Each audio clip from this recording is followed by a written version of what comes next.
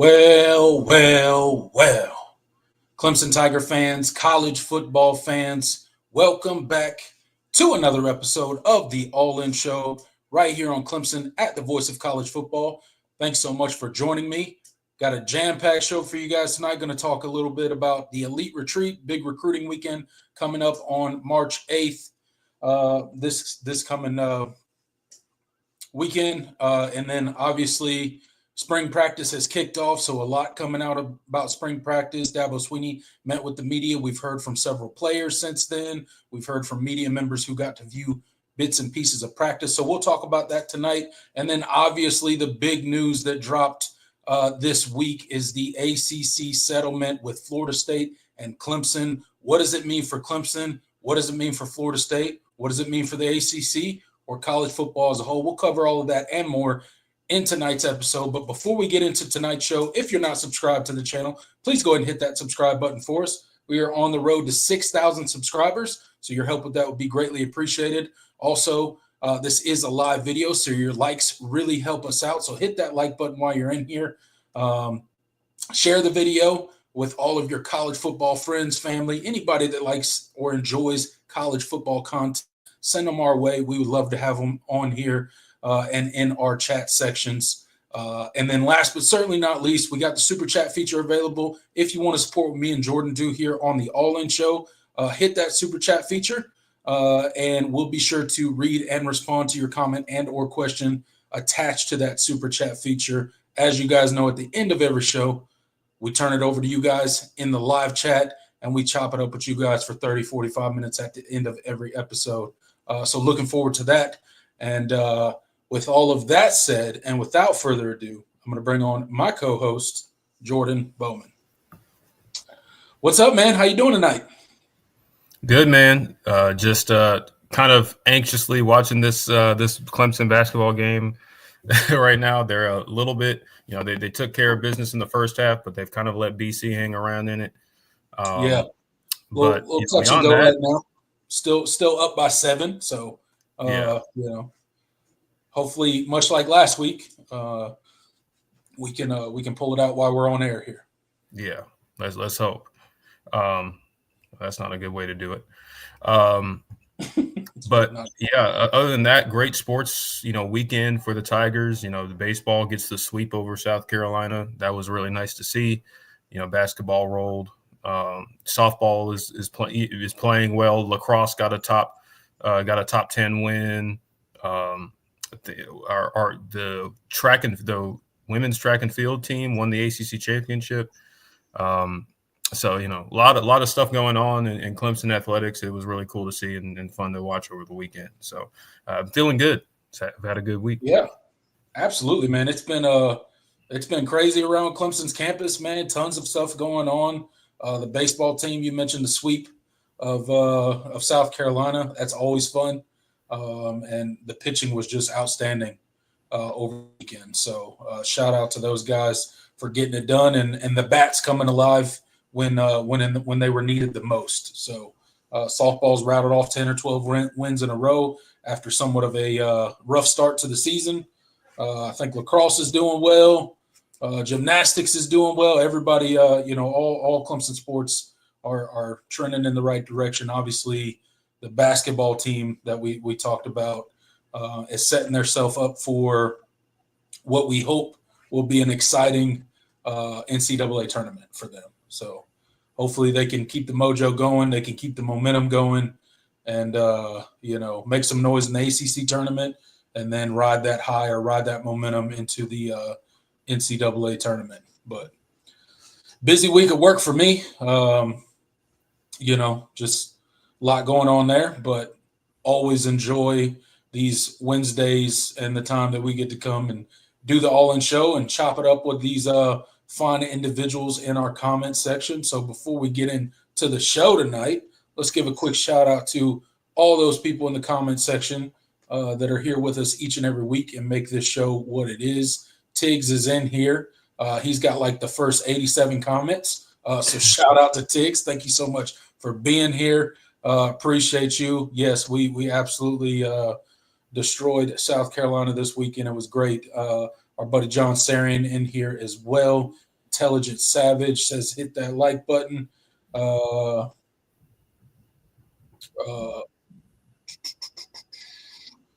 Let's see, am I missing anybody? Nope, I think that's it so far. So thank you guys all for being in here. We got 14 people in the live chat. Hit that like button, hit that like button, hit that like button. Help us out on this live video. And we will greatly appreciate that. Jordan, how was your week? It's good, man. Good.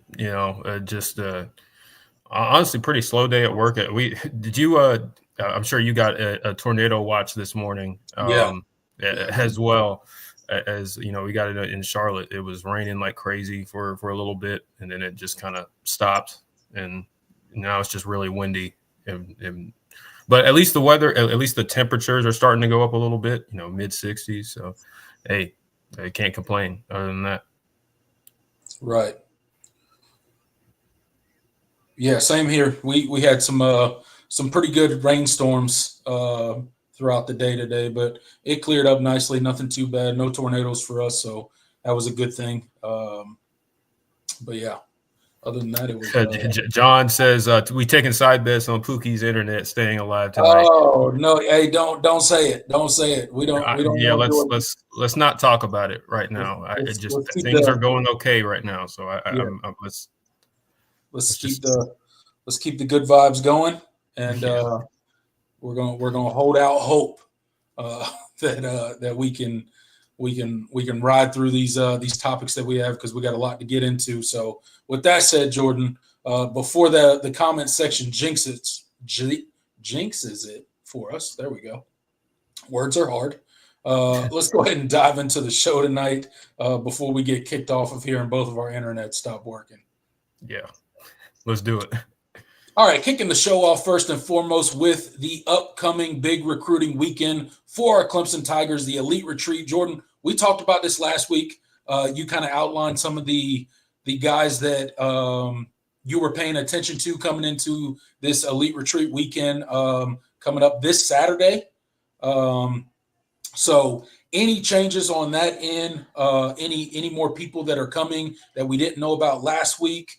And then also, do you anticipate any offers coming out of this weekend for guys that are coming on campus for this big Elite Junior Day that don't currently have offers? As everybody knows, Clemson recruits a bit differently, and until you make a trip to campus, you don't get a Clemson offer. So any offers that you expect to happen this weekend, or any new guys that we didn't get to talk about last week that you want to highlight this week for the Elite Retreat? Yeah, well, I do want to highlight a couple of new offers at the skill positions that happened over the week in running back Carson Baker and wide receiver Craig Dandridge. Carson Baker is a kid that Clemson has been monitoring from the state of Georgia for a while. Fast riser, 4-star kid.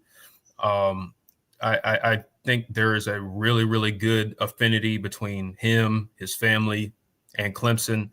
I think this would be we've been kind of monitoring and wondering what direction that they're going to go in the running back position for this class. But CJ Spiller seems to have found his guy. I think this is the guy that they're going to try to lock in on. I think there's a lot of synergy there with between Clemson, his family, himself, and he's been showing, especially on his social media, he's been showing Clemson a lot of love as of late. So I wanted to highlight him. And then wide receiver Craig Dandridge out of Alpharetta. He is a kid that is, another kind of, he's not really a big body, 6'2", about 170 listed right now. But the kid can absolutely play. And I think, Tyler Grisham has done a good job with him so far, and there seems to be a lot of connections there. So I wanted to hit on those two guys real quick. As far as the Elite Retreat, I believe there's how many are we at now? It's got to be at least 31 kids. Yeah, it's the largest Elite Retreat that we've had in really ever. And when you consider what you're losing for next season, it makes a lot of sense why they're devoting this much resources to and really swinging for the fences this go around and trying to get as many guys as possible. Wanted to mention linebacker Tyler Atkinson, a 5-star. We have kind of skirted around talking about his name. He's a name that Clemson has been involved with for a while, but this is going to be one of the highest profile recruiting battles in the class. But he has officially confirmed that he will be in Clemson this weekend. So I think that's a massive development for them, and just to get an opportunity to get him on campus and kind of work your magic and see what happens, because you're going to be battling the likes of Oregon and Georgia, especially for his services, and basically everybody else in the country. He is legit. He's one of the better linebacker prospects that we've seen really in the last couple of years. So if you're able to make a good impression and kind of confirm that official visit, and get him to continue to consider Clemson, this would be a massive step. Let's see. Also, cornerback Danny Odom out of Orlando. He is officially declared that he will be here this weekend. 4-star kid, 6'1", 170. So I believe that brings our total to. Let me see. 1, 2, 3, 4. Man, I probably am. I'm trying to count with my eyes. I don't feel like doing it, but we're over 30 kids at this point.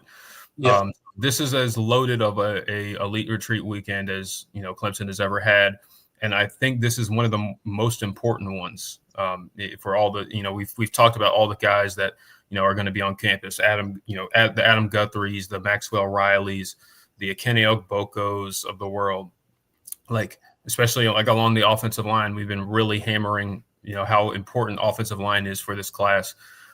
I think Clemson is swinging for the fences, and I think this is the way that they need to go in order to really solidify the board, because like I said, you're going to be losing a lot of these kids after this year, and so it's good that you're getting this many high-profile kids on campus all at one time. One of the things that I've noticed in previous years, and especially more of the recent cycles, is not only was the elite retreat leaner in terms of numbers, which was to be expected, but the overall quality of talent at certain positions wasn't always at the same level. And I think that's part of the reason why you didn't finish with a top 25 class this past season, because you got multiple top 100 kids, so obviously the decommits hurt a good bit, but even still, the overall quality across every position was not always there.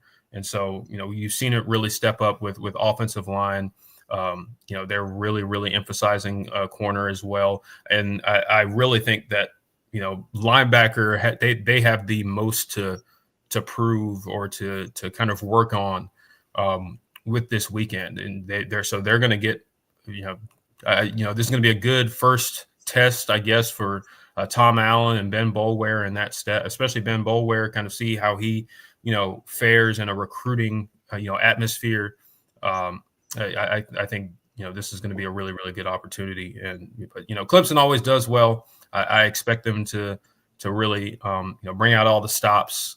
They really take an emphasis in making sure that this weekend is not just, fun and a fun trip for the players, but truly making an impact on them and getting them more interested in Clemson, and especially since they're coming on their own dime. This is an unofficial visit, right. Technically, so they're not being paid. They're not paying for them to come to Clemson. They're coming on their own dime. So it's going to be really important. So we'll see kind of what the returns are. I'm really excited. I really like the group that they've brought and the approach that they've gone about in bringing this group together. Of course, you're not going to land every kid that comes to this weekend. That's just not realistic, as some of these kids are you might not even end up in their top 3, 4, but you need to, as long as you're getting those kids on campus, you're continuing to attract that level of talent. I think that bodes well for the prospects of this class. So, like I said, I don't want to speculate too much on who's going to commit, who's going to that's always kind of a fluid thing. Right. So I'm going to hold off on that until we kind of get more returns out of the weekend. But it's things are shaping up to be a really, really impactful and important and successful, hopefully, weekend for the Tigers in recruiting. Yeah, absolutely. Look, I mean, just getting that number of prospects on campus for an unofficial recruiting weekend is a feat in and of itself. And obviously, we've said it time and time again that recruiting, there's kind of a renewed sense of urgency with this coaching staff and the recruiting heading into this 2026 class and really locking these guys down. And you've seen Matt Luke kind of expand his board a bit, and some of the other position groups follow suit and do the same. So they're definitely taking a little bit of a different approach this year, and that it's definitely been a point of emphasis coming off of that very disappointing 2025 class, right? So I think this weekend will go a long way in kind of gauging some of these guys that we're going to have on campus and what their true interest in Clemson is. And that'll give a good idea for, probably who's going to come back for that end of May/June official visit weekend in the summer. And we'll kind of have a better picture of that heading out of this weekend. Again, there's always going to be highs. Everybody coming out of this weekend is probably going to talk really glowingly about Clemson and the coaching staff and the facilities and how much they love it. But you really want to, wait a week or two and see what they're saying. Then, emotions can be high coming out of weekends like this. Everybody's together. Everybody's feeling good. Everybody's having a good time. But, when they get back home and it's, 24, 48, 72 hours and they got time to think about it, they're probably a little bit more clear-headed in kind of their assessment of how the weekend went. So I'm always measured when I hear guys' interviews coming out of a big recruiting weekend because they're typically all positive. But again, I think this 2026 class is looking very promising. We just got to close the deal on several of these guys, and this weekend will go a long way in doing that. So I'm excited. I'm excited to hear how this weekend goes. Yep, me too. John, on the topic of Adam Guthrie, he was in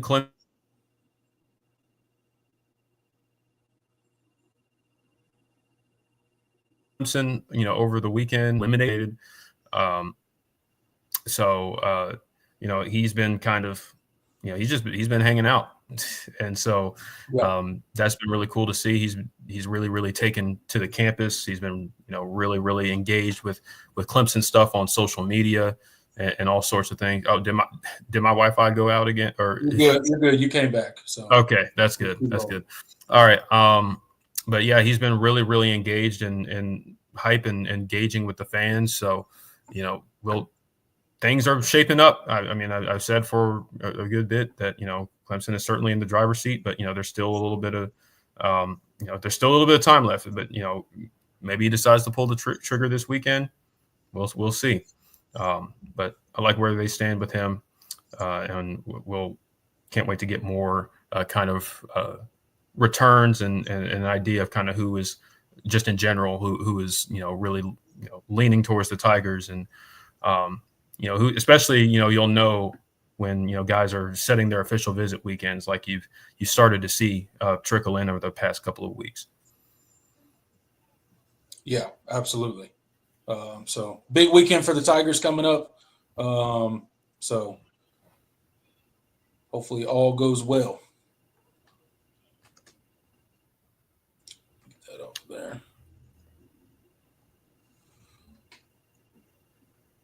All right, guys. The Voice of College Football is doing a new off-season initiative trying to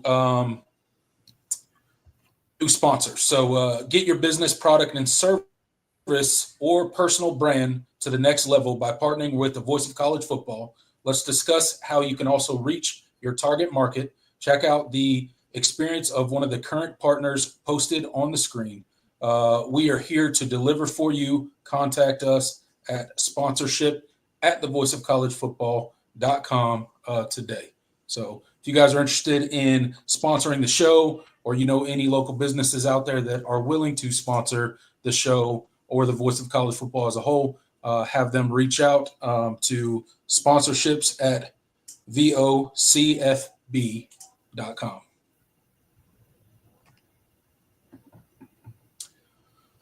All right, let's move right along here. Yes, oh Lord.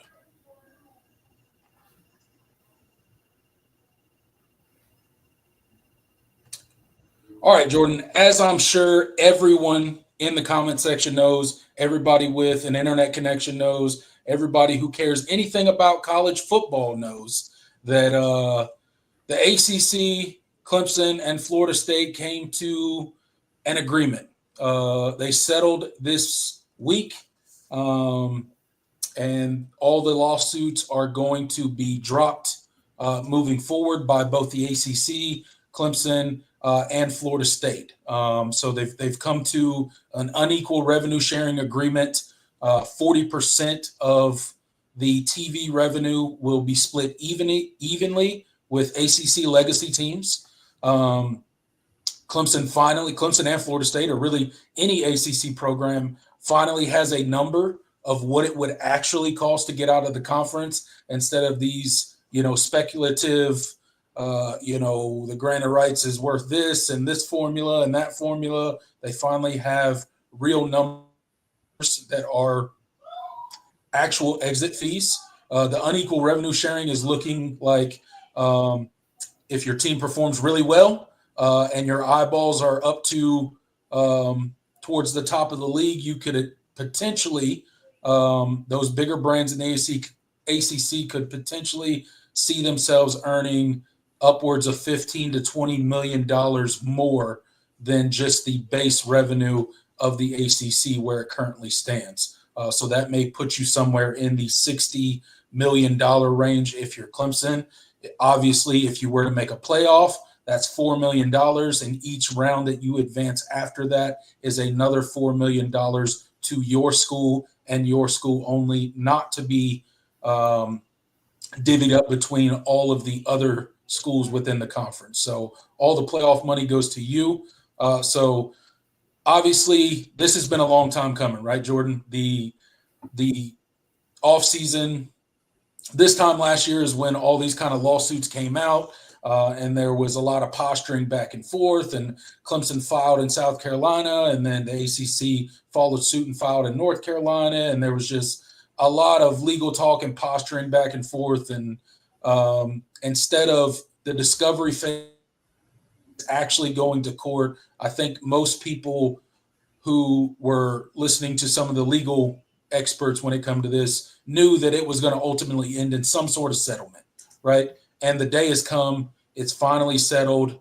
Your thoughts on the settlement from an ACC conference perspective, and then from a Clemson perspective, and then overall college football? What does it mean for all three of these, right? I know a lot of people online have been talking about this quite a bit, and some people are saying the ACC won. Some people are Florida State and Clemson won. At the end of the day, I think the whole point of mediation is you're obviously going to give up something. So each and every party gave up something.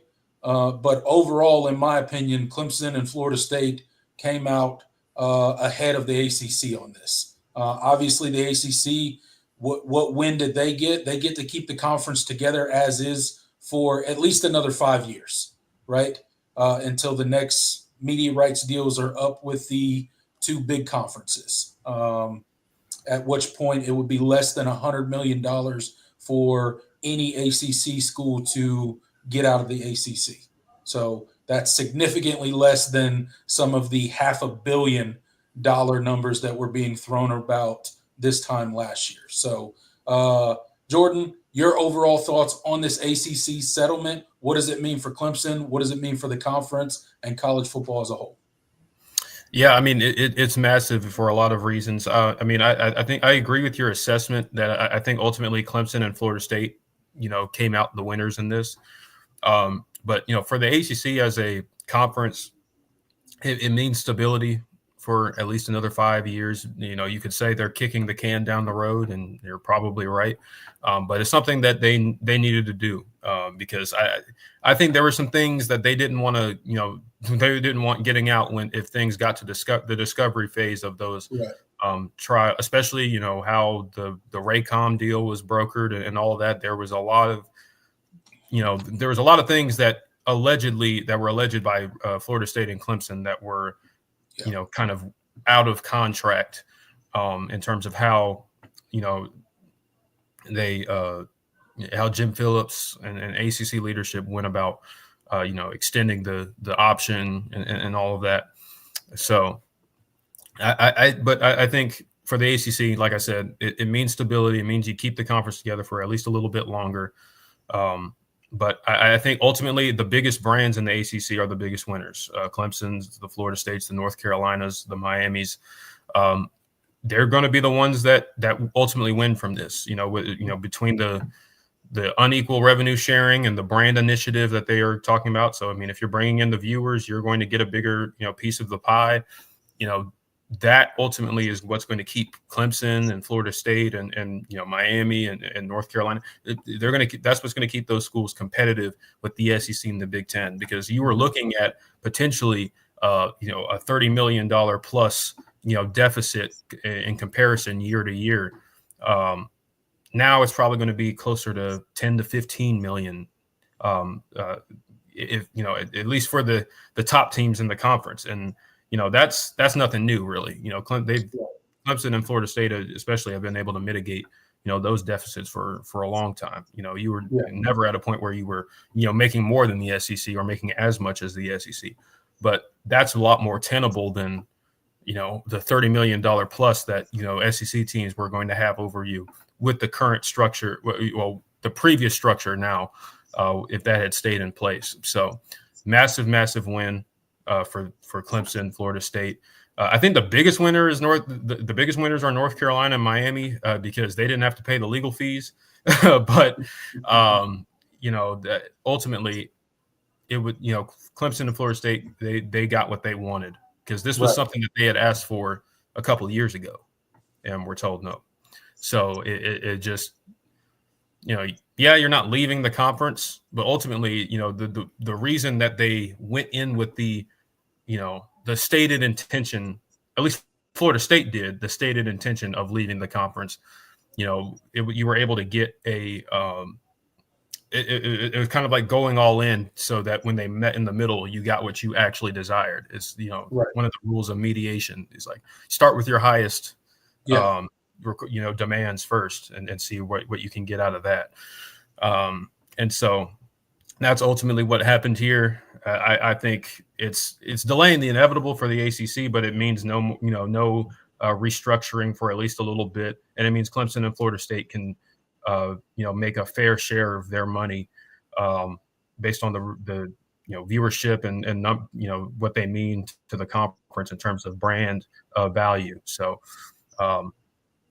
big win for them, and obviously the losers in this, I think, are the lower schools in terms of brand, but they're losers and winners because they keep they have stability at least for a little while longer as well. But ultimately, now they're going to be making less money, but they agreed to it because ultimately they know that they're not going to be guaranteed a home if they can if Clemson and Florida State were to leave the ACC and the conference were to break apart.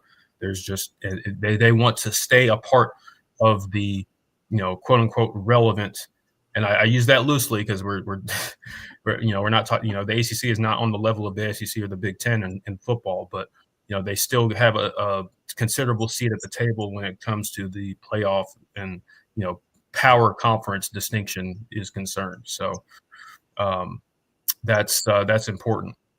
And but yeah, that's my long spiel. It's kind of I think like I said, I think the biggest brands in the ACC were the biggest winners from this.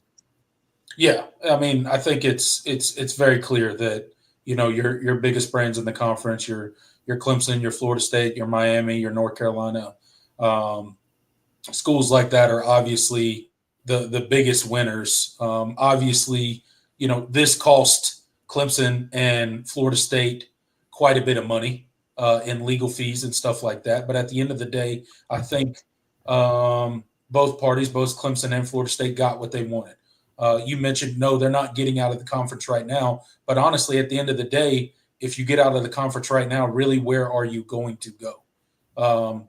Is the SEC and the Big Ten really going to take you right now when there's no additional money that's going to come by adding you because they're already locked into their TV deals, right? It makes a lot more sense to free yourself up come 2029, 2030 when the Big Ten is renegotiating their TV deal, right, for possibly more money. And if they add additional schools, obviously that would probably generate more revenue, and those schools would be more apt to allow new members to those conferences, right? Will that happen? I don't know 100%, but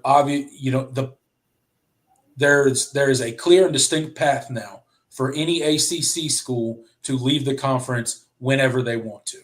They just have to pay the money. If they wanted to leave today, it'd be somewhere below the $200 million mark. I don't know the exact number, but it's somewhere below the $200 million mark, right? We talked about moving into 29 and 30, and then it's significantly reduced. So it's going to reduce year by year. By the time 2030 rolls around, it'll be below $100 million to leave the conference, which is a much more palatable number than $500 million, right? And if you are going to make $15 to $20 million more a year, assuming that you keep winning at a very high level, you keep competing at the top of the conference, you're going to get that $15 to $20 million bump, which essentially pays for your exit fee for getting out of the conference. If you do the math there, $15 million a year for every year up until the 2030 season, they essentially would pay you to leave the conference, and it would cost you nothing. So if you look at it that way, that's a win in my book. As far as who loses, I mean, the ACC does win in the fact that they keep the conference and its members as they currently stand together for another 5 years. But the writing's on the wall. The biggest brands in this conference are going to be looking to exit. And all it will take is an invite from another conference and some sort of landing spot and come closer to that 2020, 2029, 2030, 2031, whatever it is, year range. They will absolutely drop that almost $100 million, whatever, to get out of the conference and join a conference that's going to pay them significantly more money. So unfortunately for the ACC and some of the smaller schools, it's definitely a loss in the fact that I think the writing's on the wall that all of your biggest brands are probably leaving somewhere between now and the 2030, the 2029 to 2031 seasons. So that's unfortunate. I've said many times on this channel that I am not the biggest fan of conference expansion. I wish the Pac-12 still existed. I wish Texas and Oklahoma were still in the Big 12.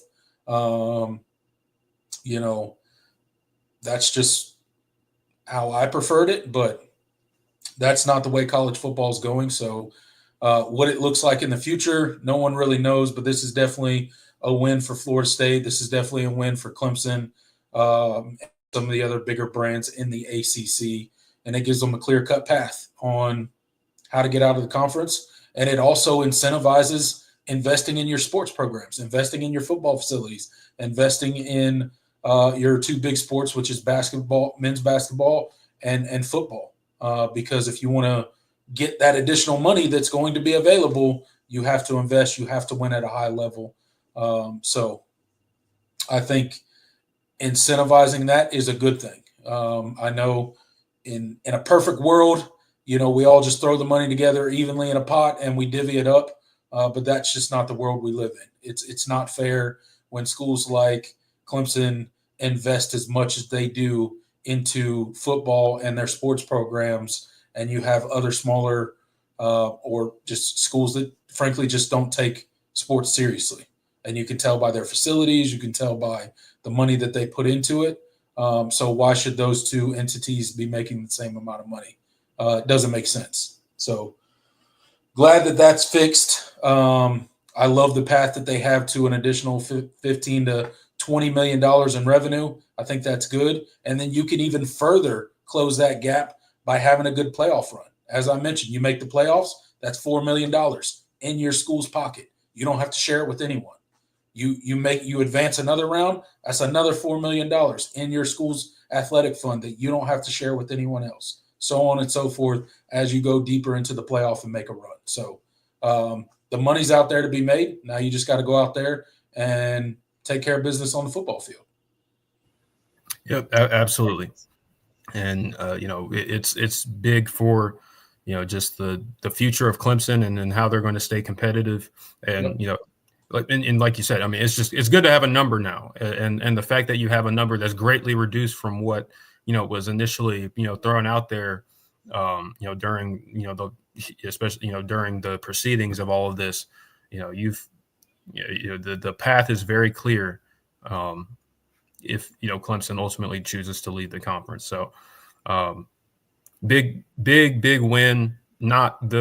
It's not the bombshell that everyone maybe expected when those lawsuits were first filed. Clemson, Florida State, they're out of the ACC by 2026, 27, or whatever. But it does mean that there is a path forward for the biggest brands in the ACC to continue to maximize their ability to compete in the sport of football, especially. Miami might be the biggest winner out of all the ACC schools because they didn't spend a dime. Right. North Carolina spent a little bit, but far less than Clemson and Florida State spent. Yeah. I don't even want to know what the legal fees told. Yeah, them billable hours. Oh man. Them. They stacked on a lot of hours, and those hours were not cheap. So no.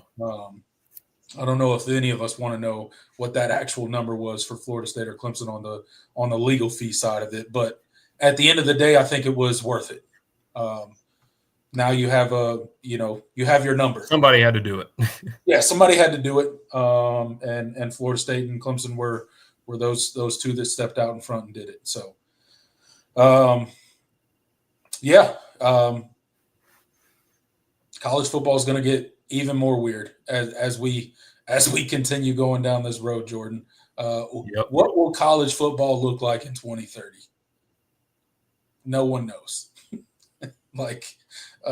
Think about all the changes that have happened in a 5-year span in college football, and now try to think forward another 5 years. It may be unrecognizable by then, but we'll see. Hopefully they don't strip it away too much and make it too much similar to an NFL product. I would like to try to start preserving a little bit of the pageantry that makes college football the very unique and great sport that it is.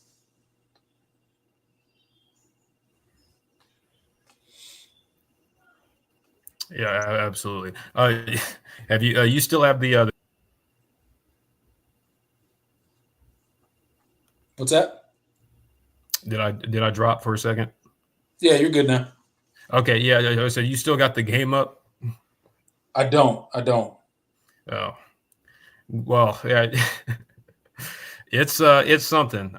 They are on the struggle bus right now. That's 74-69. What are we at? 3:13 left in the second half.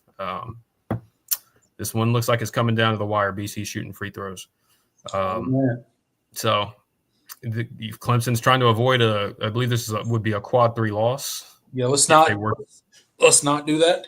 Yeah, I mean, if they're on the verge of being in that 4 seed conversation, and their chances of if they win out, they could be in that 3-2 seed, probably 3.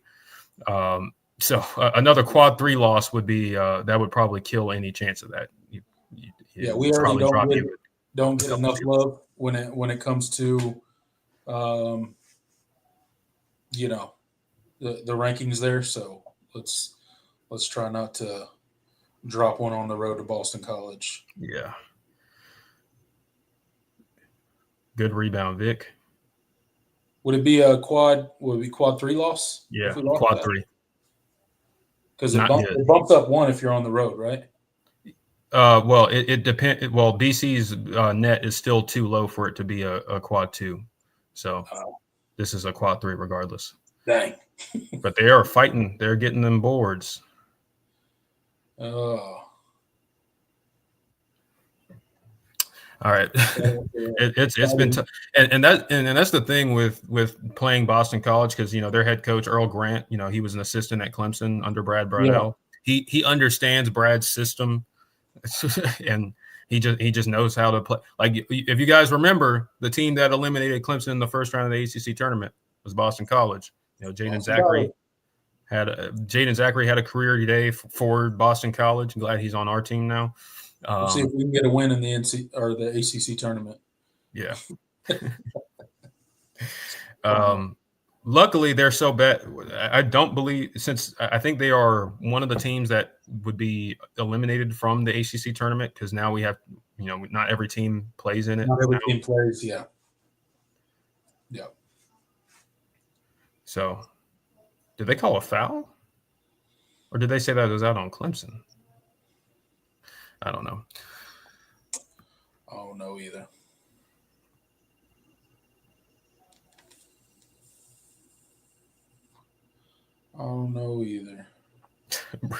Brad.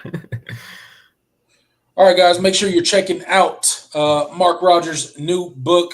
If you guys don't know, Mark Rogers dropped his very own book authored by him called Disputed National Champions. You can get it over on Amazon, paperback for $9.99. If you have a Kindle, you can get it on the Kindle app for 99 cents. Go check it out. Disputed National Champions, College Football's Historical 1990s Reset. It's a great read. It's a quick read. If you are interested in the history of football and that's something that excites you, I encourage you to go check this book out. It dives deep into the chaotic world of college football championship decisions during the 1990s. This pivotal decade reshaped the sport in unprecedented ways, leaving fans and experts alike questioning the system and legitimacy of crowned champions. So if that sounds like something you're interested in, head over on to Amazon, get you a copy of Disputed National Champions, written by our very own Mark Rogers. Leave a review over there, and your support would be greatly appreciated with that.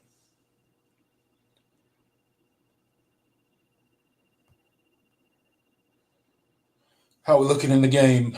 75-69? Yep. 2 minutes left. They are, as long as they don't do anything stupid, they should survive this. This is that's big. Nice. That's huge. There you go. That's good. I don't know where I might be slightly ahead of you, but you got a big steal. So this reminds me so much of the Georgia Tech game. Oh yeah, don't say that. That one didn't end well. We had more than enough opportunity, but it didn't end well. They were up. I mean, that Georgia Tech game, they were up 5 and up 5 with like a minute to go in regulation, and they, Georgia Tech forces overtime, and you lose that game. Like this can't happen. Okay, BC's gone cold, so that's massive. Can't buy a shot. At this point, it's just about winning. Just win the game. Just win the game. Yeah. Drain as much clock as you can and win the game. What a man! I love Ian Shefflin, man. That kid's a beast, man. Yeah.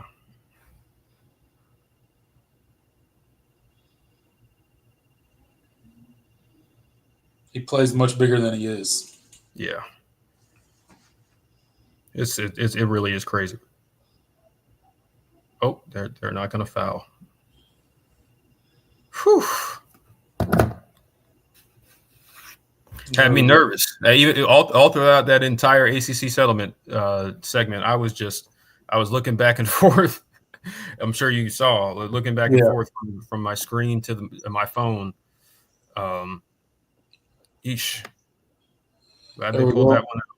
Shout out Clemson basketball. So disappointed. If they have to, they're this close to it, and especially when you consider, they're ranked 11th. Multiple top 10 teams lost last week, and you didn't jump into the top 10, which was kind of whatever. But then, this week, Iowa State lost the other day. Auburn. Well, it's not like they're not going to drop Auburn out of the top 10, but you get what I'm saying. Who else lost? Yeah, because really just Iowa State, because they were ahead of you at 10. BYU beat them. So, you play Virginia Tech at home on Saturday, and your final ACC game, you'll be in the top. You should be in the top 10.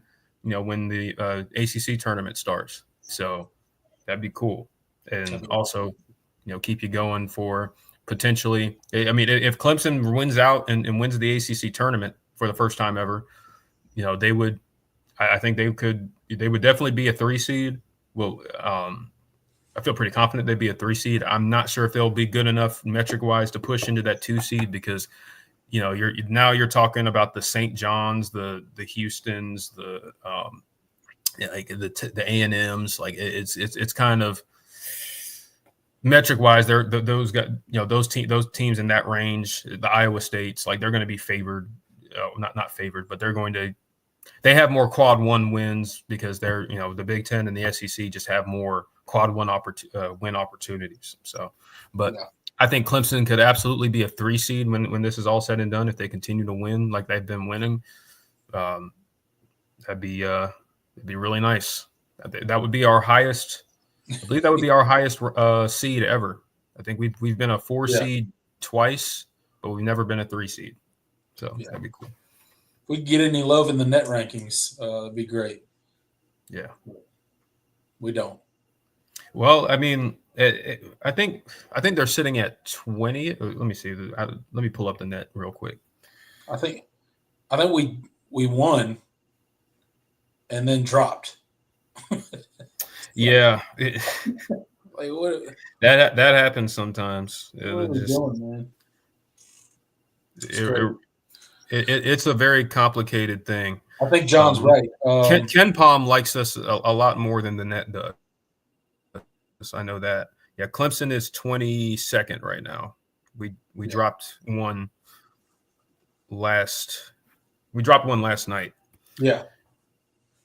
And then let me pull up Ken Palm. See what we got. Yeah, Clemson is 18th in Ken Palm. Well, and I'm not even sure that factors in their win. No, it doesn't, because they're still 24-5 on there. So that'll probably change at least a little bit. Yeah. I think there's a big dartboard with net label, and somebody throws darts to figure our rankings. Yeah, it's about right. It feels like that sometimes. You win a game, and then you go on the road. You win a conference game, then you don't, and then you just randomly drop in the net rankings. Yeah. So. But I will say this. Clemson's net ranking right now, being 22nd, is actually, well, you might argue that it's low. From a NCAA tournament standpoint, that's a really strong. It's a really strong ranking for their seed. If with Clemson's current metrics right now, like what they're 22nd in KenPom, they're top 20 in. They're 22nd in the net, and they're 18th in KenPom. Yeah, I believe they're. I don't remember. I believe they're like 16th or 17th in Torvik or whatever. These are the advanced metrics that the tournament committee looks at when they're determining seeds, like Clemson. And when you factor in their quad 1 record, and their record against Quad 1 and Quad 2. Every other team in the net rankings era with Clemson's metrics or better have been at least a top 4 seed. So, Clemson should be a 4 seed on most people's line right now. I think if some team, colleges still have them as 5. We'll be the first team in history to get a 5 seed with those. Yeah, with those and the 5 seed is infamous for that 5-12. It's infamous for having an early exit from the NCAA tournament. Matchup is sketchy sometimes. You don't want to be that 5 seed. No. It never both. Yeah, I felt. Did I drop for a second? Because you did for a second, but it keeps popping right back on. So you only drop off for a couple seconds and then you're back. Okay, well it's better than last week at least. Better than last week. I really don't know what to do. I need to buy an adapter for my laptop so I can just plug directly into my modem because this is annoying. And I don't have a Ethernet port on this laptop. I need to buy a new one. And it's probably just the best thing to do because this one is running on its final leg. Same here. I need to upgrade my laptop as well. This one runs slow just because it's old and not a very good laptop. So, but it still gets the job done. So yeah, we're good to go. All right. Well, let's finish off with our last segment, Jordan, and then we'll chop it up with the comment section after that. All right, as everybody knows, this past Friday, the 28th, spring practice started for our Clemson Tigers. They were on the field for the first time this past Friday. Prior to the very first practice, Dabo Swinney met with the media. He had a lot of opening comments about the teams, fielded some questions from reporters, and then I believe they got to go out and watch 7 periods of the first spring practice, which is a pretty significant portion of practice. Typically, they only get to see 3 or 4 periods, but they got to see the first 7 sessions of the first spring practice on Friday. Some of the comments coming out by media members were just the level of intensity that was out there at spring practice has been since day one, since Friday. There has been a renewed level of intensity with this coaching staff, with the players. There's just a palpable difference by those that have attended practice, right? Dabo went over some of the injuries. He also went over some of the position changes that have happened since we last heard from him. One of the ones that caught me off guard was obviously Noah Dixon, tight end for Clemson, is going to try his hand at the defensive end position this spring. Marcus Dixon, excuse me. Marcus Dixon. We have 2 Dixons, so we got 2 Dixons, and I get them confused safety and then, every single time. These people need to stop having the same last name. It confuses me. There's like 130 players that I try to memorize their name, and it doesn't go well all the time. Yeah. So, Marcus Dixon heading over to defensive end for the spring, going to try his hand at it, see if he has any sort of natural talent. Dabo Swinney mentioned that and said that Marcus actually was the one that engaged the coaching staff about trying his hand at defensive end. Obviously, he can see that that's a very deep tight end room, and playing time will be hard to come by just with the emergence of, the 2 guys last year, plus you got Bentiker coming in. There's just it's a very crowded room, right? Much like the wide receiver room. So he's going to try his hand at defensive end. Obviously, that's a position of need for Clemson. We went out and got Will Helt from the transfer portal because of the lack of quality depth there at the edge position. So going to be really interesting to see. I look forward to hearing some reports as we go further along in spring about Marcus Dixon and kind of how he's looking at the edge position. Obviously, we know also about Adam Randall, who's making the switch to running back. And he's going to get a ton of reps this spring at running back, especially with some injuries in that position group. He's probably going to be a guy that gets a ton of reps out there to see what he can do at that position. So a couple of position changes there. Tink Kelly was the last one that he mentioned, who's going to get a lot more work at cornerback this spring instead of wide receiver. Obviously, Dabo said he's going to work both. But he pretty much already knows the wide receiver position. He already knows the offense really well. They really want to see if there's anything at cornerback that he can help the team with. So Tink Kelly going to be probably over with the defense for majority of spring practice. A couple days with offense, but majority be on the defensive side of the ball, getting some work at cornerback. So, Jordan, your thoughts initially on the position changes. Did any of them surprise you? What do you think about the moves by the guys? And do you think they're going to work out? Yeah, I mean, on the Marcus Dixon transition, I mean, it's not something that, I was, thinking about necessarily, but it makes a lot of sense. He's been, he came in with Olsen Pat Henry, 2 years ago. So he's been in the program a little bit.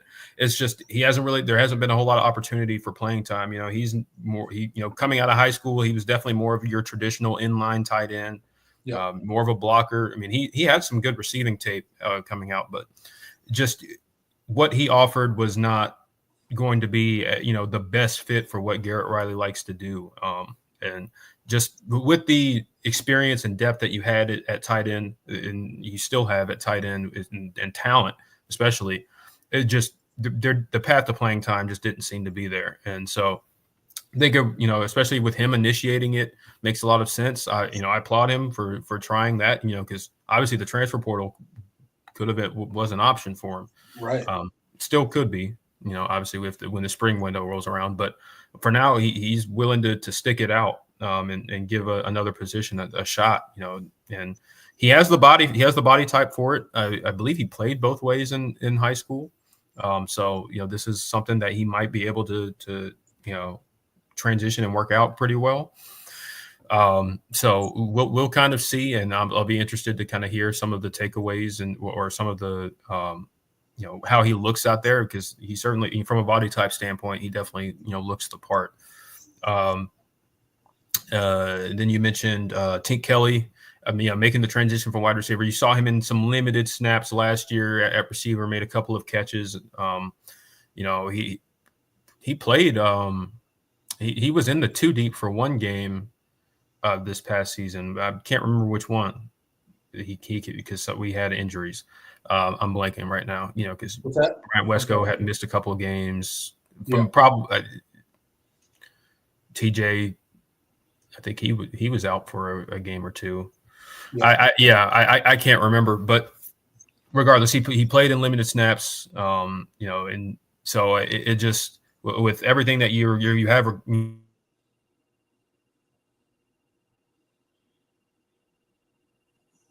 returning, and then obviously bringing in.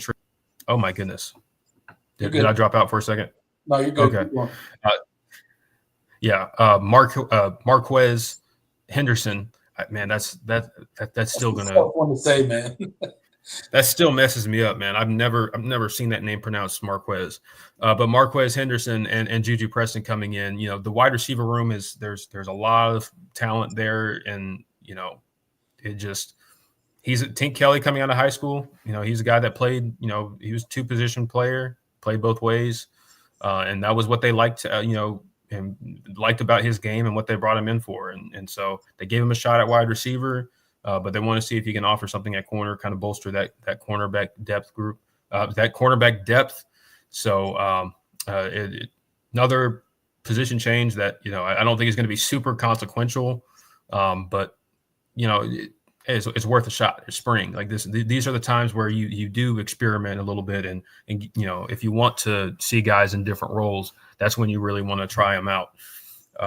So it makes a lot of sense, and we'll continue to hear about how those moves are kind of playing themselves out. Yeah, absolutely. It's going to be a lot of fun to follow those three guys specifically and see where they kind of shake out as spring practice, um, heats up a little bit. There's a little bit more contact, a little bit more live work. Hopefully we'll get some reports, specifically about those three guys and how they're doing with their new positions that they're trying out. So excited to hear about those three guys, but we heard from some players as well. Sammy Brown, we heard from Wade Woodaz, talking about the addition of Tom Allen and the difference in intensity. And that's one of the things that I mentioned at the top that the media members really recognize. So if you guys know TigerNet, they got the Orange Crush podcast they do with Grayson Mann over there. And he said last year was obviously his first spring at Clemson, first spring working for TigerNet. And he had mentioned that last year it seemed kind of a little bit relaxed, lackadaisical, if you will, at spring practice. Not that guys weren't excited to be there, but there just wasn't the level of intensity that I guess he was expecting going in, being his first spring as a media member. And he mentioned that the marked difference between last year and this year and the level of intensity. And I think a lot of that has to do with the addition of Tom Allen, the addition of a guy like Ben Boulware, who we know is a super fiery guy as well. And there's just a renewed sense of urgency on that defensive side of the ball. I thought it was interesting that Wade Woodaz talked about Tom Allen the first time he walked into the meeting room. The first thing he said to the guys is, we're going to stop the run and we're going to tackle, right? That's what we're going to do. We're going to play with effort. We're going to stop the run and we're going to tackle.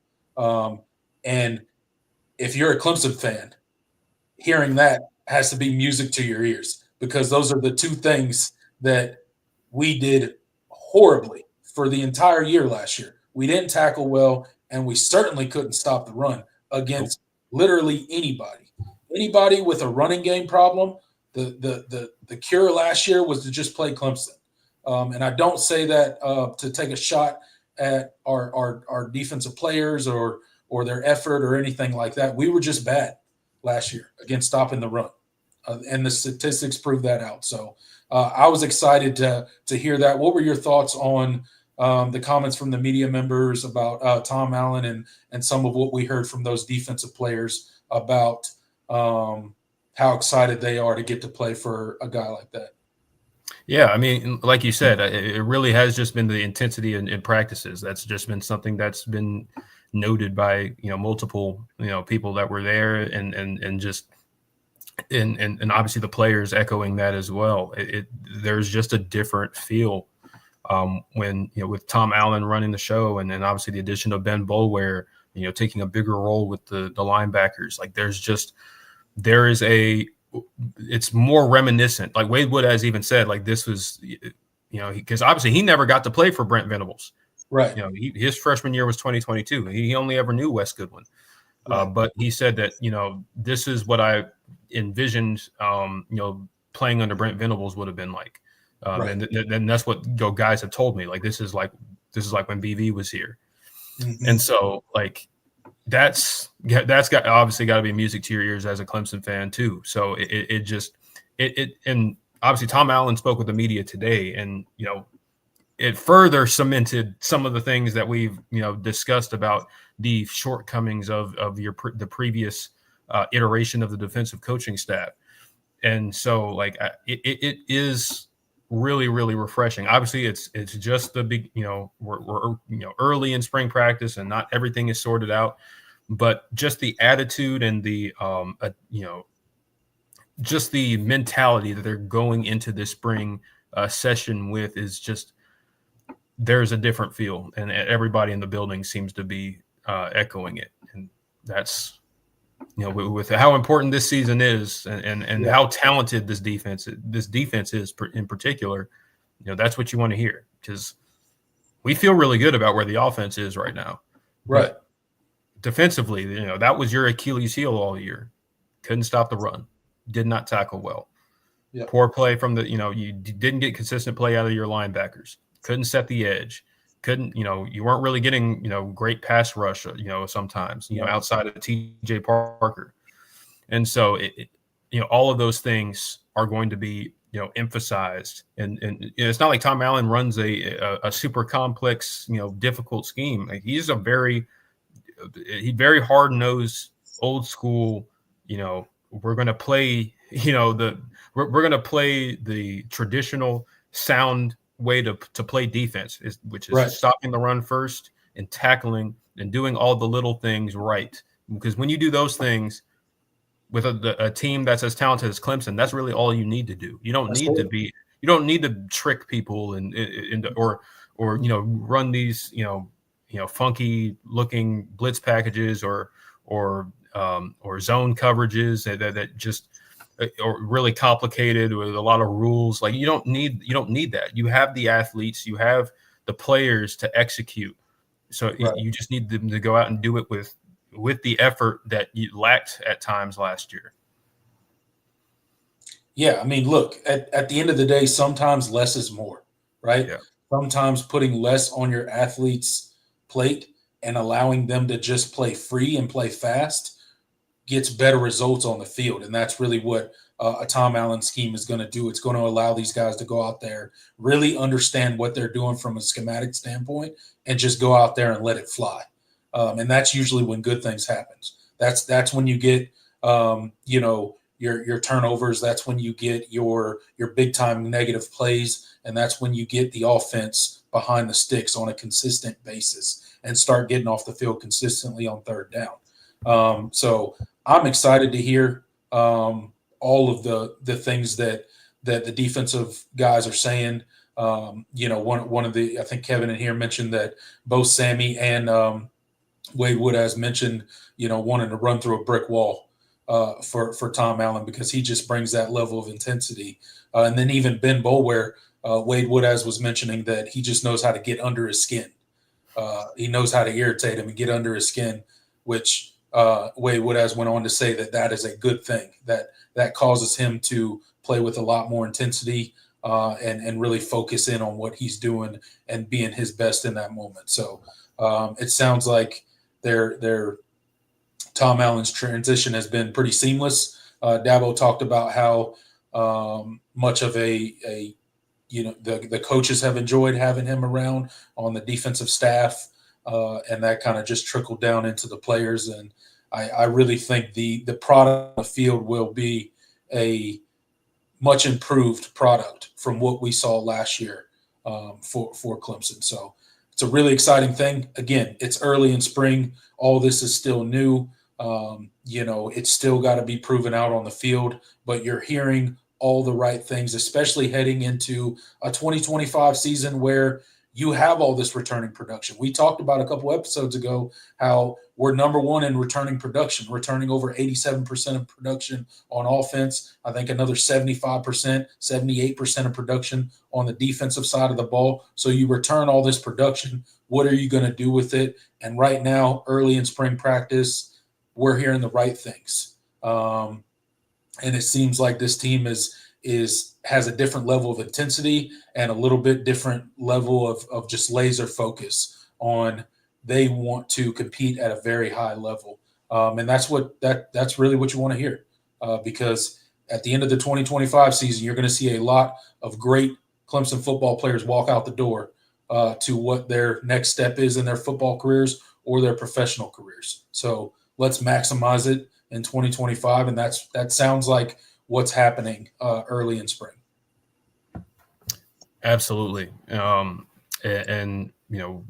definitely continue to talk and kind of keep our ear to the ground on how these early returns are bearing themselves out, because you have a lot of guys. I did want to, mention, talk about some of the things that, Tom Allen said today. John Sarian mentioned in the chat, he was kind of taking some shot, not intentional shots, but just some criticisms of what this defense was, and kind of indirectly indicting, obviously our previous defensive coordinator.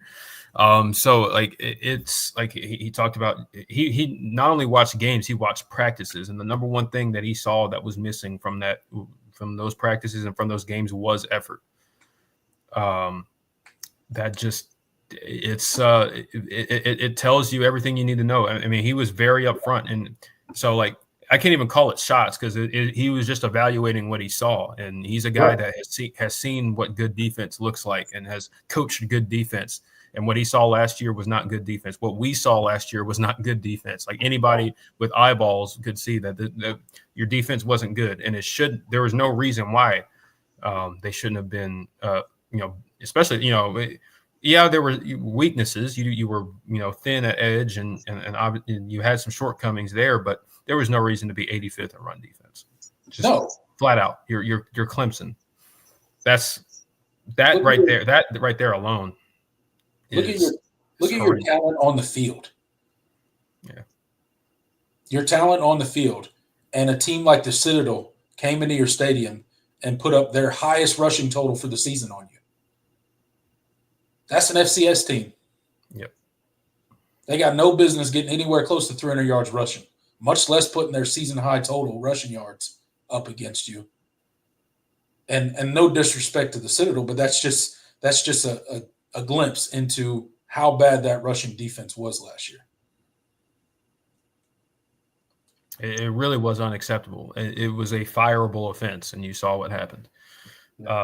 So it really tells you a lot. And so, Tom Allen, what he said was, I know I'm here to fix this defense. Like, because we weren't flat out weren't a good defense last year, and that's what I told the guys. Because the defense was great. That's for sure. Yeah. That is for sure. And I appreciate that level of just matter of factness that he had. I appreciate the transparency. I appreciate the honesty, because everybody who watched Clemson football, all the Clemson football fans, the people like us that get on YouTube and talk about Clemson football, we could see it last year. We talked about it on several occasions about the defense and the lack of effort. Like, I remember on several of our post-game live videos last year talking about even games that we were up big. I remember, we would be almost complaining, and some people in the comment section would be like, can't you guys just be happy with a win? And I'm like, yeah, I am happy with the win, but look at this effort on defense. Gave up 195 rushing, 200 plus rushing yards. Right. Yes, we were winning big because the offense was putting up gaudy numbers, but why are we giving up 250 yards rushing? What is happening? Why in a game that you're up 59-14 at the beginning of the fourth quarter against NC State? Why does that game end 59-35? Yeah. Why do you give up 28 points in the fourth quarter? Yeah. What are you doing? It's unacceptable. I don't care what the score is, right? So, I don't care who's in. Yeah, and we tried to explain it away earlier in the season. Me and you both. We tried to explain it away, they're getting the younger guys in, and blah, blah. Man, look, it was bad. Bad is bad, and it was awful. Yeah, so the end of the Virginia game, that was horrendous. That was bad. I mean, obviously, we don't even we're not even talking about the Georgia loss, the Louisville loss, the South Carolina loss, the Texas loss. Even in your wins, teams that weren't good at rushing the ball against anyone else they played except Clemson. Stanford, terrible at rushing the ball. All they had to do was play Clemson. They ran the ball over the place. That's when you have a bad rushing defense, right? It's not teams like, Georgia, who traditionally they run the ball down everybody's throat. Oh, so you give up 200 plus yards. But even then, Georgia's run defense was the worst it's been. It's not run defense. Their rushing offense was the worst it's been in a decade. Even after that game, you could somewhat be like, well, it's Georgia. They run the ball like that against everybody, right? But then as the season went on, you're like, hold up. Wait. Georgia's not the same rushing offense that they traditionally are. They couldn't run. Georgia couldn't run the ball against any good team, any team with a pulse. And then these teams that were not good at rushing, they would come in and rush the ball at ease against Clemson. So Horrendous, man. It's good to hear that our new DC is taking responsibility for that. Who is not being, he's not, not cutting any corners, not pulling any punches with it. He's saying exactly what everybody knew watching this Clemson defense last year, and basically coming flat out and saying, I'm here to fix it, and I'm going to fix it. And that tells me we don't have a talent issue on defense. We had a coaching issue on defense. So, new guy at the helm, new intensity level, sounds like it's trending in the right direction. And I know some of his answers and comments will be perceived as shots at Wes Goodwin. I really don't think they're shots at Wes Goodwin.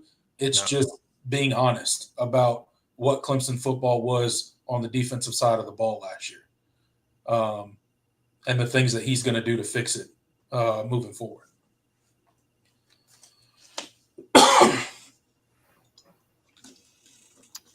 Yeah, Isaac says, when was the last time our run defense ranked that low?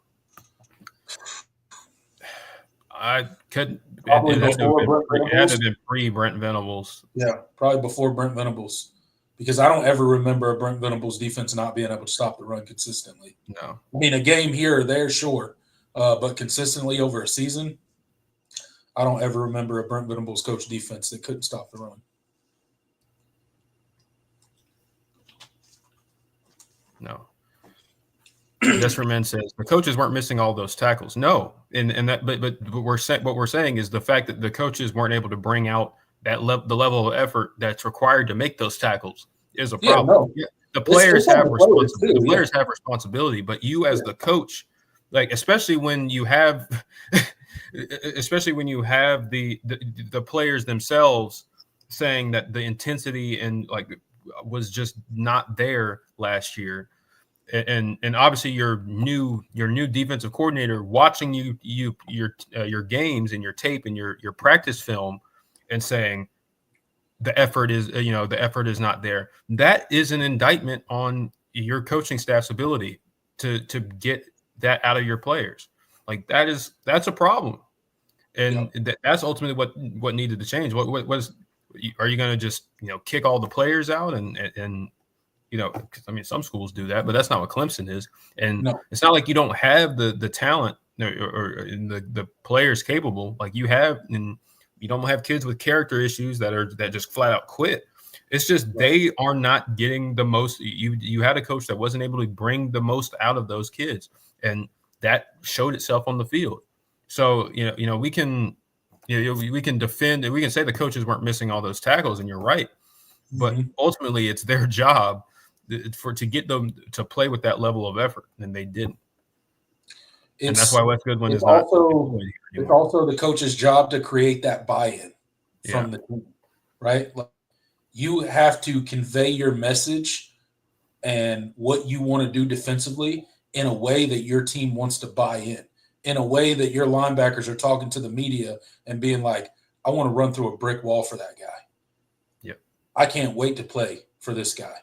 I'm excited about coming to practice every day to play for Tom Allen. And it also comes with an intolerance of a lack of effort. One of the oldest coaching adages in any sport is you get what you allow. Right. You get what you allow. So what you saw on the field in those games was the effort they were giving in practice. And that's what Tom Allen said. It wasn't just there's the disconnect between they're playing really hard in practice and they're hitting and they're playing with that level of intensity, but for some reason when it gets to the field for the actual game, it's not there. That's not what was happening. No, they were playing that way because they were allowed to play that way. They were allowed to practice that way.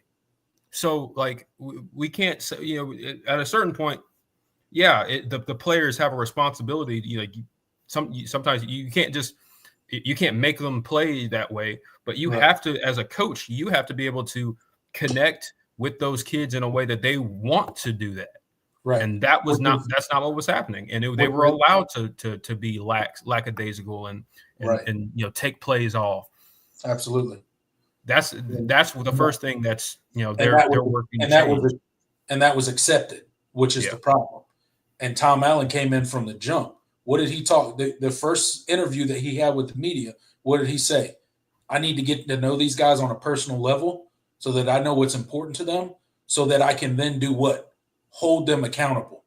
I can coach them hard. I can demand a high level of intensity, a high level of production because I know them, right? So his whole philosophy was set up from the jump to, hey, I want to get to know these players. I want to know what makes them tick. That way, when the time comes and I need to coach them hard and I need to hold them accountable because they're taking plays off and they're not practicing with the intensity that is necessary, I can hold them accountable. So, exactly. It's just a different approach. It's accountability. That is the perfect word. That you didn't have the level of accountability necessary. And the fact that, and you saw it, the fact that Dabo had to micromanage and be like, he had to be the one to get in the faces of the players during games. And you saw him getting in the face of Wes Goodwin during games because there was nobody holding, there was nobody holding the players accountable. When they screwed up, when they didn't play with good effort, like that, just everything fell on Dabo, and honestly, the position coaches underneath Wes had to shoulder a lot of that as well. And the problem is when you saw Nick Eason doing a lot of that last year. Exactly, but the thing is that level of messaging, when it's not being echoed by the man in charge of the defense, i.e. Wes Goodwin, right, there's a disconnect. It's like, okay, if I'm Barrett Carter and I've got, or let me use a better example. If I'm TJ Parker, that's an even worse example. If I'm Jaheim Lawson and I've got and I've got Nick Eason or Chris Rump in my face, because I didn't set the edge on that play and I played with poor technique. But then, Wes is just over on the sideline, like he's not echoing that level of frustration or intolerance for the way I played.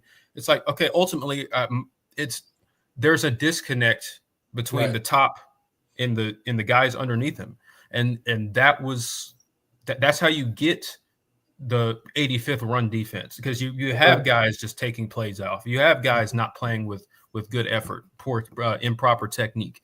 Like, you were not so in dire straits at defensive end that you had to give up 200 plus yards in multiple games this season. Like, that's just not the case. You had more than enough capable players at linebacker that you shouldn't have been as bad as you were. But it's got to come from the top. I get frustrated thinking about it. It's got to come from the top. It's got to come from the head coach of that side of the ball, right? The offensive and defensive coordinators are the head coaches of their side of the ball. And if they don't have the proper messaging, the proper accountability for the players, when coaches beneath them try to do it, it doesn't ring true, right? It doesn't have the same effect as when you have that guy at the top and now it's rolling downhill and they're just echoing what that guy at the top is saying, right? Yeah. It just There's hits a little different. Reinforcement of messaging. Mm-hmm.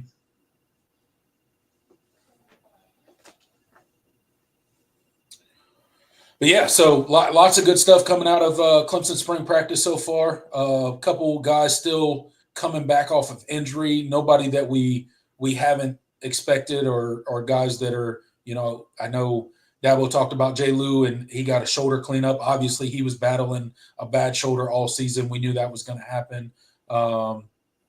Isaiah Thurman still coming back from, or Elijah Thurman, still coming back from that tightrope ankle surgery. But hopefully he'll get a little bit work later in the spring. Excited to see the steps that he takes forward. We did hear from a couple offensive linemen, Jordan, moving over to the offensive side of the ball before we wrap up our thoughts on the first couple spring practices. Heard from a couple guys and just, their goals for this year. I think it was Blake Miller who was asked, what's the offensive line as a whole, a group? What's their goal this year? And he was like, to be the best offensive line in college football, right? So excited to see the next steps forward. Again, you got 4 returning starters. Matt Luke in his second year. You saw what he was able to do on that offensive line in year 1 under his tutelage. Expect another big step forward, I think, for that offensive line. You got Blake Miller and Tristan Lee opposite of each other, really good tackles. It's great to have those edge positions solidified along the offensive line. You got Ryan Lithicum coming back for his second year starting at the center position. And then, a mix of Harris Sewell, Elijah Thurman, and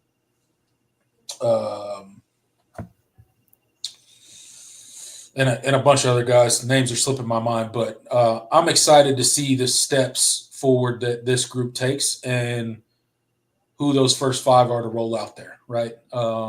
Who's going to be those best 5 that we trot out there against LSU week 1.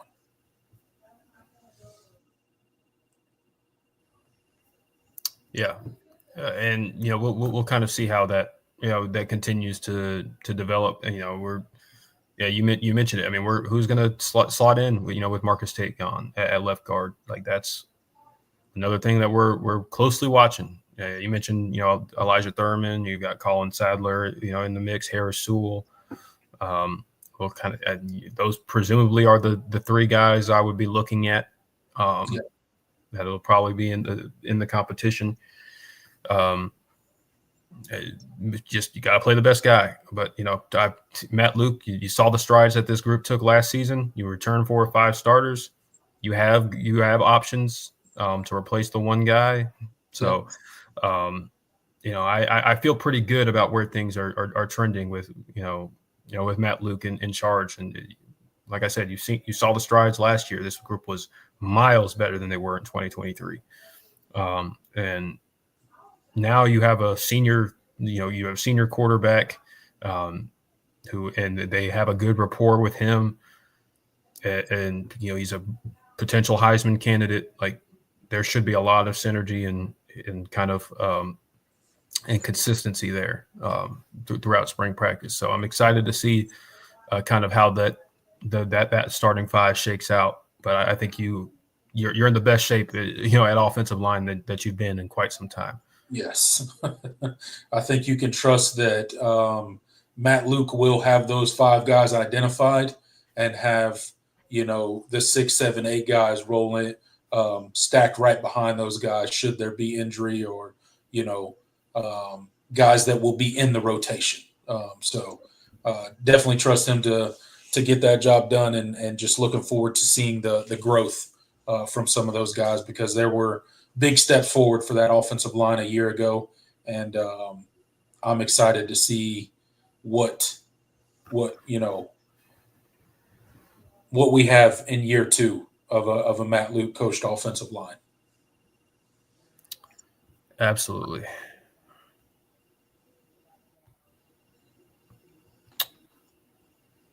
All right, guys, I think we'll go ahead and leave that there. That's our last segment of the night. Before we turn it over to you guys, the comment section did want to do one more promo. If you guys will just bear with me, the Voice of College Football official X page. Go check it out over on X, the Voice of College Football Network. The best discussion, debate, and analysis with no offseason. This is where a lot of stuff gets posted, show reminders, college football news, all sorts of stuff over there. So be sure to go give it a follow. And while you're over there, give Jordan a follow as well. He does a lot of stuff on X as well. I promise you won't regret his Twitter handle is right there below his picture off to the left of the screen. So go check out the Voice of College Football official X page. And let them know that the guys over on the Clemson channel sent you. Do it. Do it now. Do it now. All right. All right. With that said, Jordan, I think that concludes the planned portion of the show. And now we can turn it over to the people and see what they want to talk about. Yeah, let's do it. Of course, if you guys want to support the show, the Super Chat feature is available, and it also guarantees that your comment or question gets read. All right, let's see. Tiggs asked, is CV ready to step in should Cade go down? I don't know.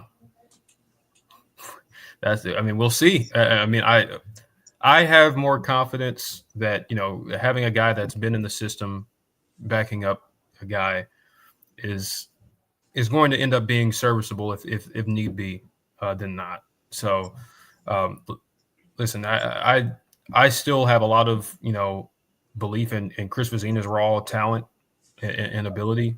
He just hasn't gotten a whole lot of opportunities to really play and see him in game time reps. So, that's going to be a question mark, and that's going to be something that they're going to continue to work with in spring.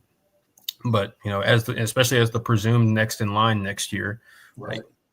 It's going to be, it's time for him to make a big stride as well, because you're going to need him potentially. So ultimately, I don't know, but I think he has the ability, and I think he flashed some at different points, when he did play.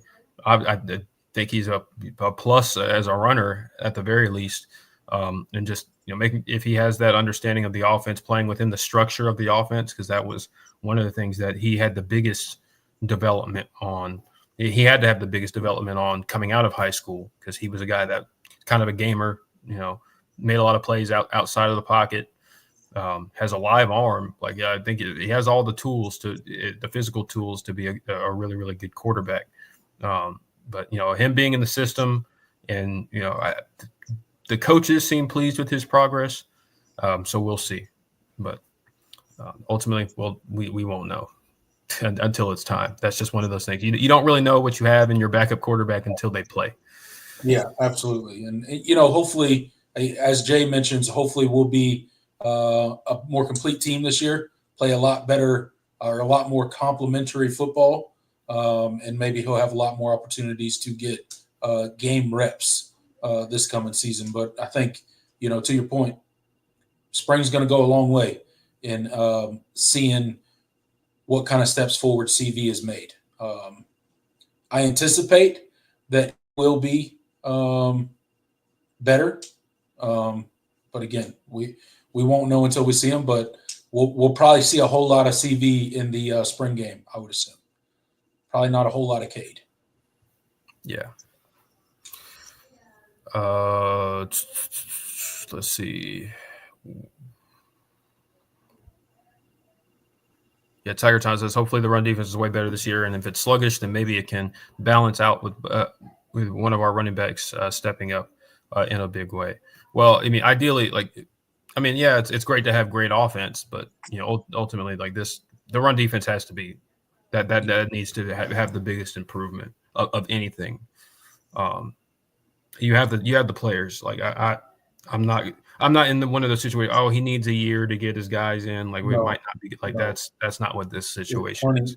There's plenty of talent in that room. Yeah. I think you will see a vastly improved defense in 2025. Probably unrecognizable from the defense that you saw a year ago. Yeah. And if you look at the track record of Tom Allen, he gets results in year one everywhere he goes. There's a steep incline in defensive production everywhere he goes in year one. So it's not like this is something new to him or something that he doesn't have experience doing. He almost always gets massive results year one when he takes over.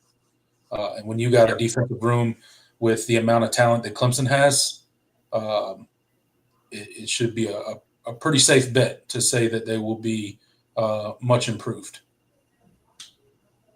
Definitely. And we're not even saying now Clemson's going to have a top 5 defense this year. No. But there's going to be a significant, very significant. I see you won't be anywhere close to 85th in run defense come the end of 2025. Yeah, I feel pretty confident in saying that. Tig says Jobo is the man on Twitter. Hey, well, I appreciate it, man. I try. Well, sometimes. Let's see. Intelligent Savage says, one offense and defensive player, none starters. Who would you guys be most excited to hear the players doing well to build us into a true bully in college football? Mine is David Ejimome and Vic Burley. Vic Burley's a really good pick. Great pick. Okay, one offense, one defense, non-starter. Okay, offense. Any of the running backs, if they're playing really well. I mean, like, I've still been on the record. I think Gideon Davidson will be your starting running back when it's all said and done. I just 40-inch. He is a different level of. Did you hear Dabo say that? Huh? 40-inch vert. Yeah. He's a freak, man. He has come in like looking different than everybody else. Like that's what you've heard out of media members is they're like, you just look at this dude and he don't look like a freshman. That's for sure. He is built like he has the NFL look. Right. As a true freshman. Like that's just you can't teach that. Physically, he is ready to rock and roll. Yeah. We'll see what he does as far as learning the offense and the protections and stuff like that. But physically, I'm of the opinion, just based off of his background. Yeah. He's a smart kid. Yeah. I really think he's going to take to this pretty easily. Yeah. I agree with you. I think he will be the starter sooner rather than later. No doubt about that. But it could be any of the running backs. If it's David Ejimome, that's great because I think he brings a skill set of his own and he has a level of talent of his own. I'm just betting on the Gideon Davidson. In years past he would have been a 5-star. Like they don't really give 5, like they're hesitant to give running backs 5 stars as often now because they try to align it with the NFL draft and all that. Yeah. Gideon Davidson is a 5-star talent to me. And I think he's different. He not many running backs in Clemson that I can remember that came in that looked like he did as a true freshman. Even Travis Etienne didn't look like like Travis Etienne. Like he had to get a little bit stronger, but it wasn't really how Travis looked. It was how he moved. Like okay, like nobody else on the field is moving the way he is. He's moving like he's right. They knew he was going to be good early on, but Gideon Davidson, it's the full package. Like in terms of it just as a true freshman, like I can't think of another freshman running back at Clemson that's looked like that. And CJ Spiller was kind of the same way. Like he moved differently than everybody else. I think you're going to see that with Gideon and the physical attributes to boot and athletic attributes to boot. So,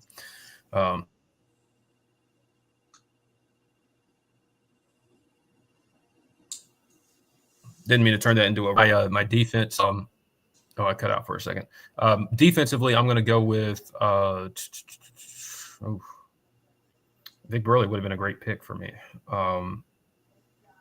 But ultimately, like I want to see who steps up at safety. So if it's Ricardo Jones, like I'm gonna pick Ricardo Jones because like I want to feel really good about where safety is because we don't really have a clear answer opposite of Khalil Barnes right now. And I know you said one offense, one defense, could be linebacker too. Jeremiah Alexander. I think that could be a big one. We need a nickel guy to step up in this defense. Who's going to be that true nickel this year? I mean, Sheldon Lewis is he's the. I would assume he's the de facto starter right now. Yeah. Can he shake back? Can he stay healthy? Yeah. I know he struggled quite a bit last year, just battling injuries pretty much all year. And obviously didn't have the year that he wanted to have. So I think that's a big key position this year, to see who can step up for that nickel position. But yeah, Jeremiah Alexander, that's a good one, because I think he's a wild card. I think he's not a guy that Clemson expected to have, but a guy with a lot of talent, and I think in the right situation he could really carve out a pretty good role for himself on that defense. Yeah, and during the press conferences today, Jeremiah Alexander was a player that Tom Allen pointed out, stood out to him in some of their different package looks. Like they put him in. They're trying him out at different positions, at different linebacker positions, kind of see where he fits best. But he stood out a good bit to Tom. Yeah. So that's. And you've heard some of the players talk about him, about he's a worker. He's just a guy that gets after it. Ben Boulware was talking about him when him and Tom Allen did their interview on the Two Right Turns podcast about how much of a worker Jeremiah Alexander is. So he's going to have some role on this team this year, I guarantee you. What it ends up being, I guess, remains to be seen. But I think he's going to be one of those guys that's just too good to keep off the field. Yep. I agree. Let's see.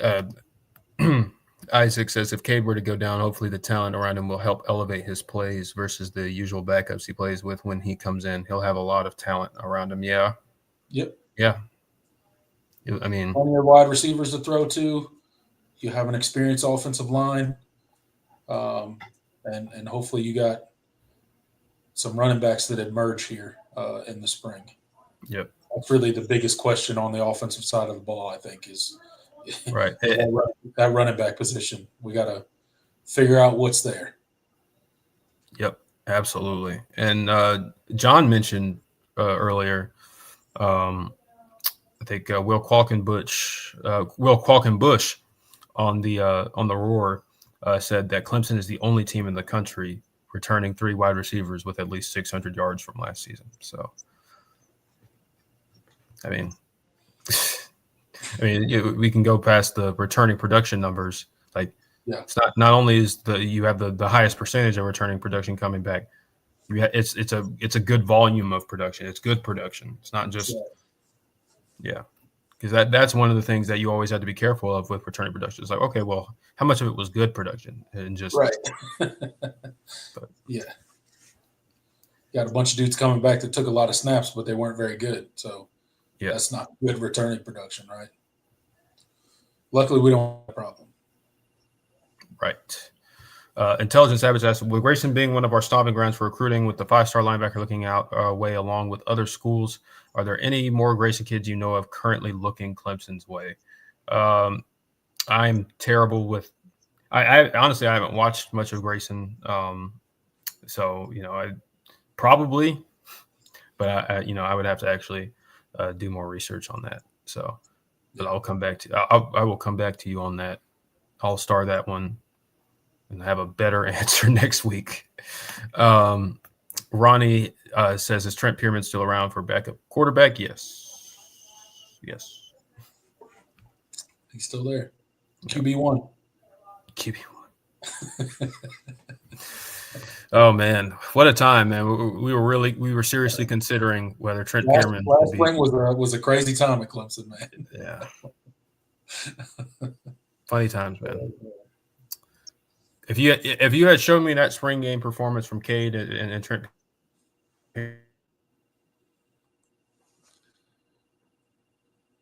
Pierman, and then fast forward and told me that Cade Klubnik had a 4,000 total yards. Yeah. I mean, looking at that spring game, you never would have guessed that Cade had the season that he ended up having, or that he took the steps forward. But man, what a turnaround that he had.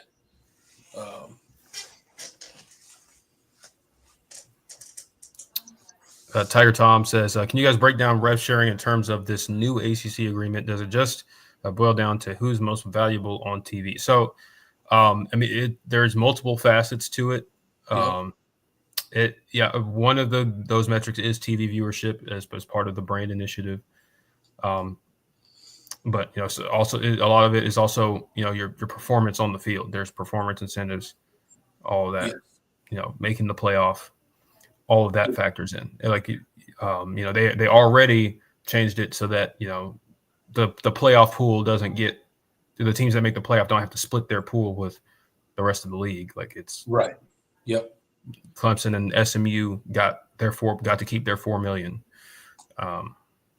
from this past season. So, and we'll get kind of more details. Like I don't have all the exact numbers. I know just vaguely, rough numbers right now. 40% of the ACC TV money will be distributed evenly amongst the legacy ACC teams. So not the new members, everybody but the new members, right? Yeah. 40% of that will be distributed evenly. The rest of it is incentive-based, right? Part of that incentive base is what you were talking about, Jordan, the TV eyeballs, right? The brand initiative. How many eyeballs do you draw consistently to your games? And then the other piece is obviously the performance on the field. You will be rewarded for competing at the top of the conference. So, making that ACC championship game, winning that ACC championship game, and then obviously the playoff piece. That's essentially $4 million per round that you advance. Yeah. You get $4 million for making it, and each round that you advance after that, it's an additional $4 million. So you can make yourself a lot of money if you make a deep playoff run.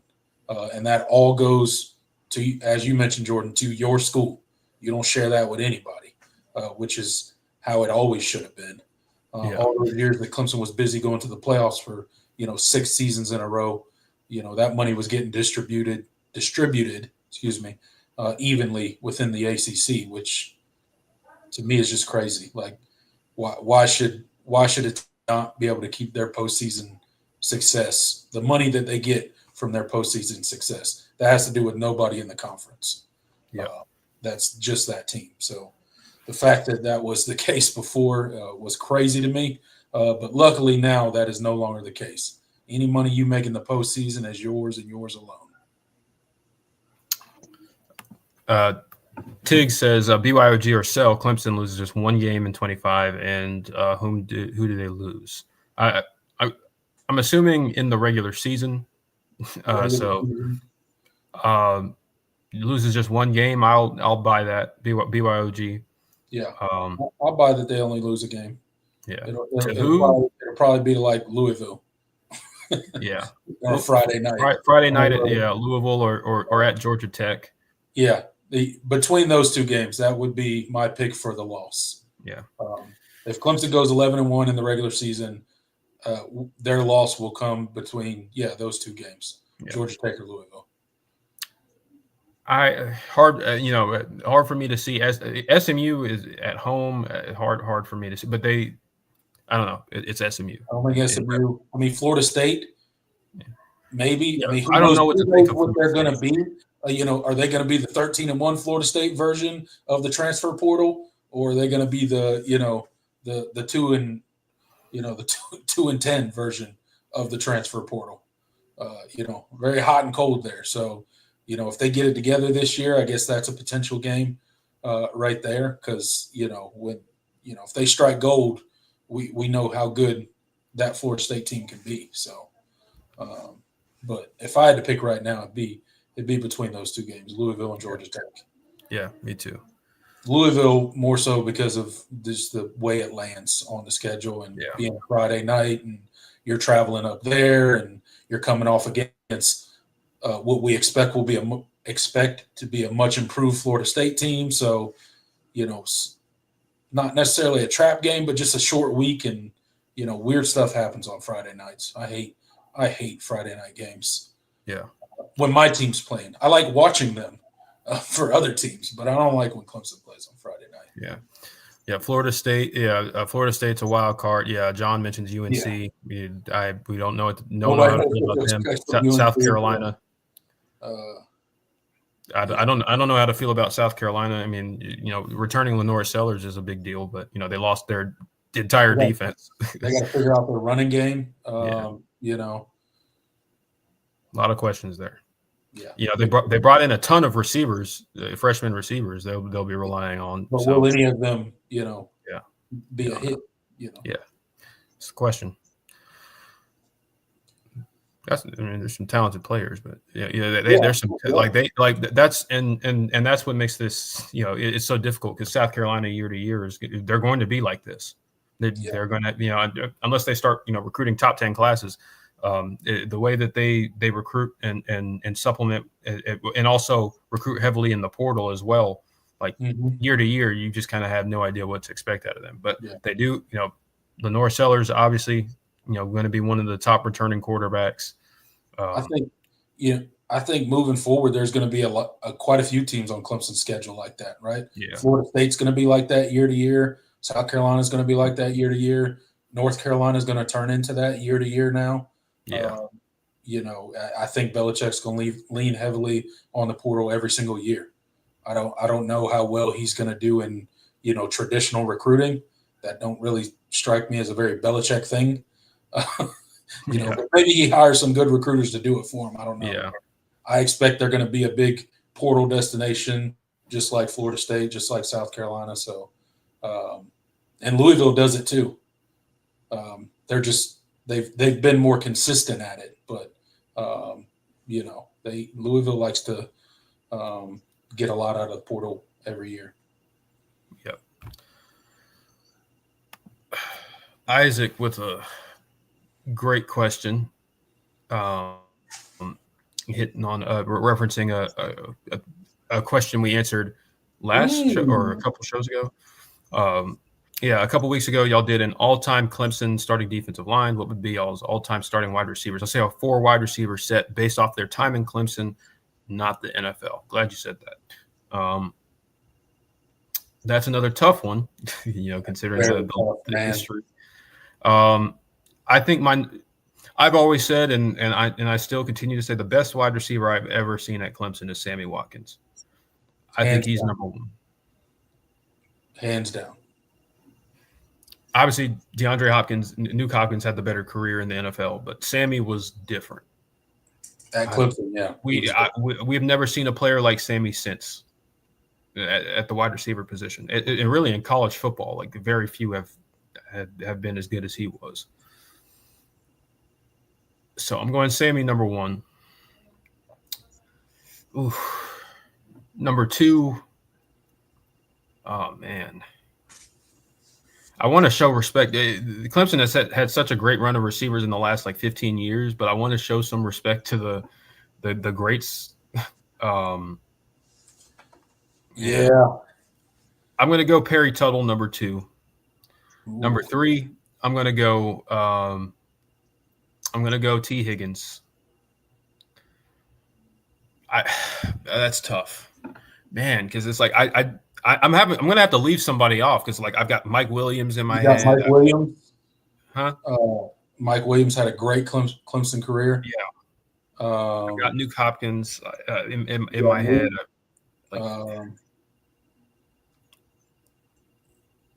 Hunter Renfrow,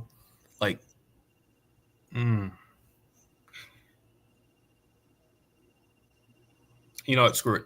I'm taking Perry Tuttle off the list. So if I make some old heads mad, I'm taking. I can't. This is going to be recency bias, but there have never been a better run of receivers at Clemson than what we had the last 15 years. Okay, Sammy Watkins 1, number 2 Mike Williams, number 3 T. Higgins, number 4 Hunter Renfrow. Man, that's a beautiful lineup, dude. I couldn't agree more. I could not agree more. I think those are. And I guess it's recency bias, but those dudes are better. I'm sorry. They are. I love the old guys too, but and that's tough because I still have to leave somebody out because I had to leave Nuke Hopkins off. you're still leaving Nuke Hopkins off. You're still leaving Justin Ross off. You're still leaving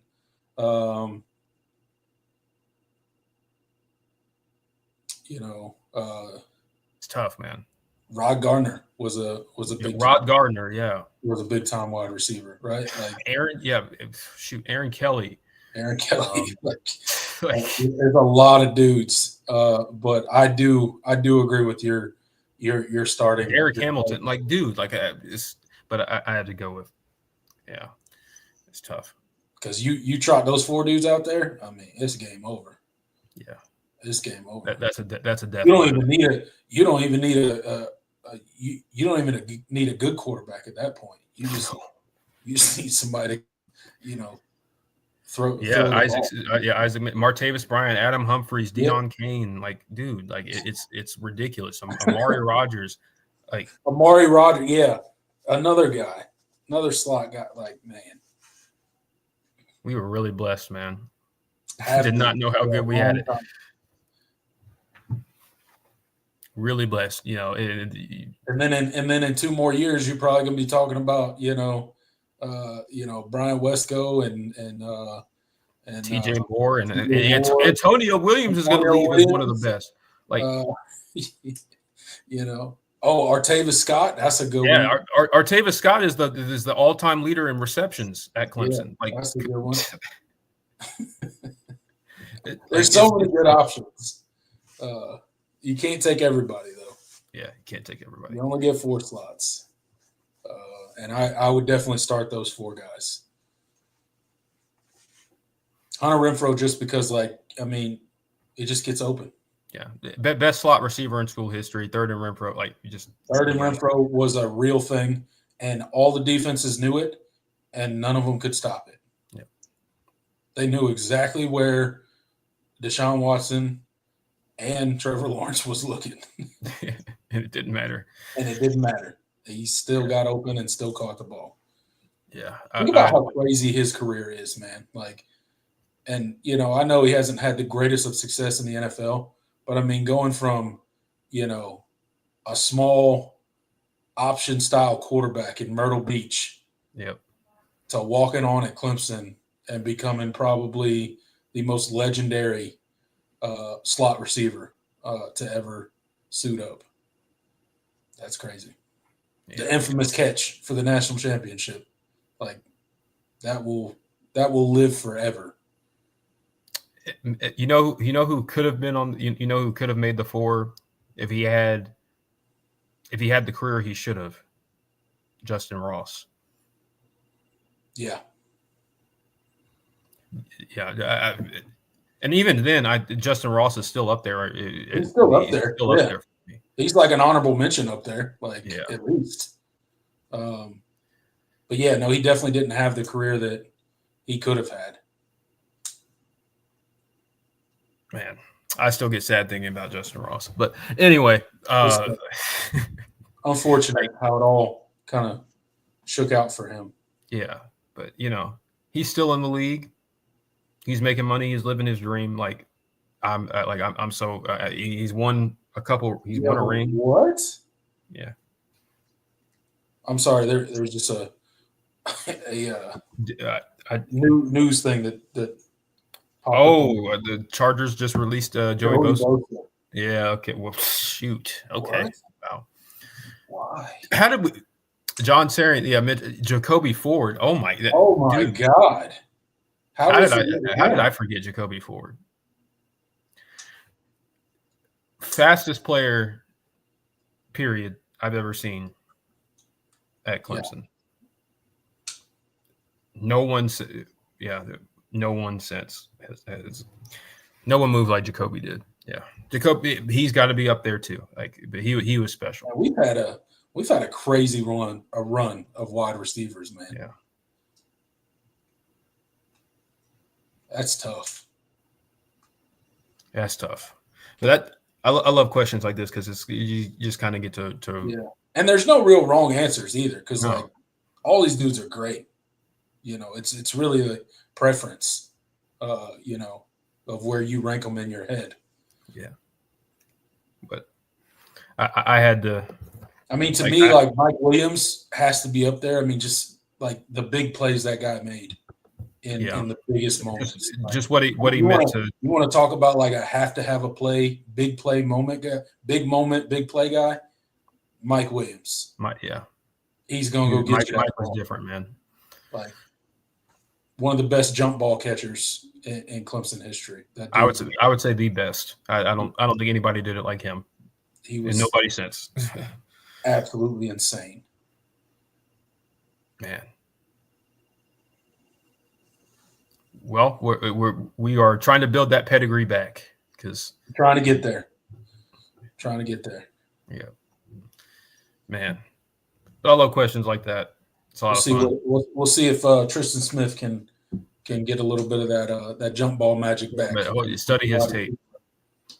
Tristan Smith, for the matter, is a guy that that has stood out a little bit to a couple of to people that have been at practice. Like he looks like people like one of the things that when you go and watch his tape at Southeast Missouri State, and you're like, yeah, he's tall, but he's kind of wiry. Like, is he going to be able to? Is he going to be able to handle the physicality? Making the jump from FCS to to P4 football.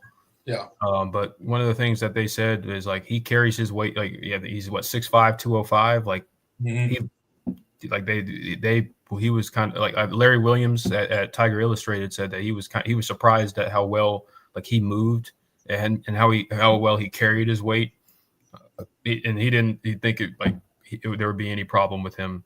As far as taking hits and all that. So that was good to see. Yeah. Tiger Tom says T. Higgins. No, T. Higgins didn't resign. He got franchise tagged. He got franchise tagged for the second year in a row. Yeah. Because the Bengals won't pay that man. Yeah. That shouldn't be. You shouldn't be able to franchise tag somebody. Do it 2 times in a row. Either pay the man or let somebody else pay him. Right. You know what I'm saying? Like, I get it. They don't want to lose him, but you got to let this man go get some money. Like, whatever. That's ridiculous in my book. Yeah. Jack Gallo with a interesting question. Would you trade both Wesco and Moore for Jeremiah Smith? No. But I still get to keep. But I keep Antonio Williams. That's actually a tougher question than because at first when I read this, I was like, oh no. But it's Jeremiah Smith. I know, but he is. I'm still I would consider it just because Jeremiah, and not because Jeremiah Smith is and not because I think that I don't like TJ and Bryant. It's just Jeremiah Smith is probably the best wide receiver prospect we've seen since I don't know, since Julio Jones, for being if he's up there, he broke Sammy Watkins, true, freshman records, receiving records. Jeremiah Smith, nobody moves. I've not seen. Jeremiah Smith is special, and so he demands so much attention. I would consider it because he literally teams are literally bracketing him and. But it's tough to bracket him because look who he plays with. That's and that's the thing. But he did have a Mecca Ibuka, and I get all that. I'm not saying that takes anything away from him, but I'm just from a defensive standpoint, when you're trying to scheme against Ohio State and you're well, we got to bracket Jeremiah Smith. Well, have you seen the other receivers? I mean they are special, but even when you saw teams bracket him, it didn't matter. That is the level of talent that he is. There was not. I need to go back and watch that Michigan game. I want to see how they were able to take him out of the game. That was That was a masterful defensive game plan, but from Michigan. But other than like Michigan, I didn't see anybody really like limit him last year. Like he got open whenever he wanted. He just I would consider it. But not as a slight to Bryant Wesco and TJ Moore, because I think you have two bona fide first round talents at wide receiver in those two. But Jeremiah Smith would be could possibly be the number one overall pick if he were to declare now. Right. That's how good he is. I don't know. I just I agree that he is hands down better than both of those guys, like individually, right? But just having two guys, but that's the thing, you're losing both of them. But having two guys at the caliber, although they're not a Jeremiah Smith, and I fully admit that, in my mind, I would rather have two guys at the level of a TJ Moore and a Bryant Wesco when you put them with an Antonio Williams as well. Like, I just think it makes for your offense being more difficult to guard, right? Versus you're just giving up, everybody to get one wide receiver. You know what I'm saying? If that makes sense. But yeah, the dude's an absolute freak. He is absolutely the only player I would even consider this. Not even like I saw Intelligent Savage mention Ryan Williams. I don't think Ryan Williams is on the level of Jeremiah Smith. I would not trade. No, not even close. Not even close. As good as Ryan Williams is as a true freshman, Jeremiah Smith is in a league of his own. Yeah. There is nobody even close to that guy in college football. Yeah. That dude's a bona fide, like you mentioned, he's a bona fide first round draft pick right now. Yeah. He just can't go pro. He's got way 2 more years. He's got to wait, but which is crazy. Scouts are just they're waiting. Yeah, they're just waiting. Let's see. A tick says, so what you were saying is Jeremiah is the wide receiver version of T-Law. I mean, kind of, yeah. Yeah, kind of. Looked the part the moment he stepped on the field. Like, just kind of that dude. Yeah, Ronnie says, Wesco and Moore are studs. Heck no.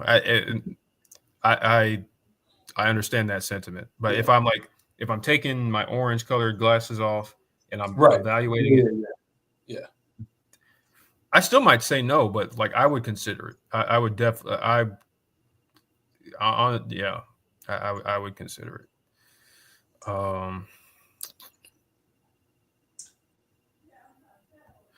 He said Derek Hamilton started it all really for me, so he will always be pretty tops for me. Yeah, I was too young to watch him play, but I got to watch his highlights. But yeah, he was different. People kind of forgotten, considering he went in the first round. But yeah, he was different. Then you have the guys of old, the Perry Tuttles, the Dwight Clarks of the world, like him. Yeah, Clemson's they've had their fair share of dudes.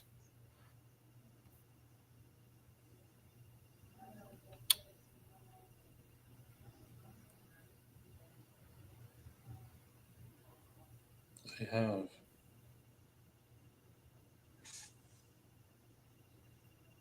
Okay, I think. Let's see if I can get one more. Did I have one starred? Isaac earlier talked about Mike Bellamy. Yeah, that one. That didn't work out, did it? I don't know what he's doing now, but yeah, it probably the biggest disappointing career at least in my lifetime for any Clemson player. It's got to be Mike Bellamy. Coming out of high school, he was one of his high school running back tape was insane. It's nuts, and he just never panned out. It wasn't even like for any particular, like it wasn't like he had like a major injury. Like he just flat out didn't pan out. That was one of the most confusing things. Because I thought he was a sure thing coming out. Yeah. But then again, I didn't follow recruiting as closely as I did, and so I was a little naive. But everybody in the recruiting industry thought he was going to be great, and he didn't. Yeah, when he came in and he was even before he ever took a snap.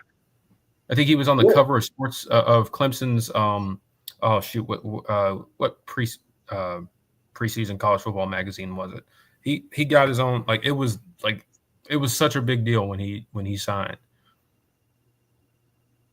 So, but he was academically ineligible basically as soon as he got on campus. Yeah. So, true. What are you gonna do? Let's see. We had a couple of running backs that didn't pan out. Tavian Feaster, DeMarcus Bowman. Don't even get me started on Tavian Feaster. Don't even. Tavian Feaster is he will forever be dead to me. Yeah. Forever. Are there any, I can't think of any examples of Clemson taking a South Carolina transfer in anything, but we have multiple examples across multiple sports of South Carolina taking Clemson transfers. Why is that? I don't know. I don't know why that's a thing. There's 2 guys starting on South Carolina's baseball team right now that couldn't start for Clemson. Yeah. Thank God. Especially Nolan Naraki. Good Lord. That dude. I ain't gonna lie, he's killing it. He's killing it. Jesus. But he couldn't crack the rotation at Clemson, so yeah, he had a rough series. Is he 0 for 11? Yeah. Nathan Hall's been hitting pretty good. Even I think he was 4 for 12 in the Clemson series. He didn't score. I don't think he batted in any runs, but he had a fine hitting performance. Yeah. To Nathan Hall's credit, physically, I think he's legit. But he probably could have developed into a really good player if he had stayed. But it's just why South Carolina?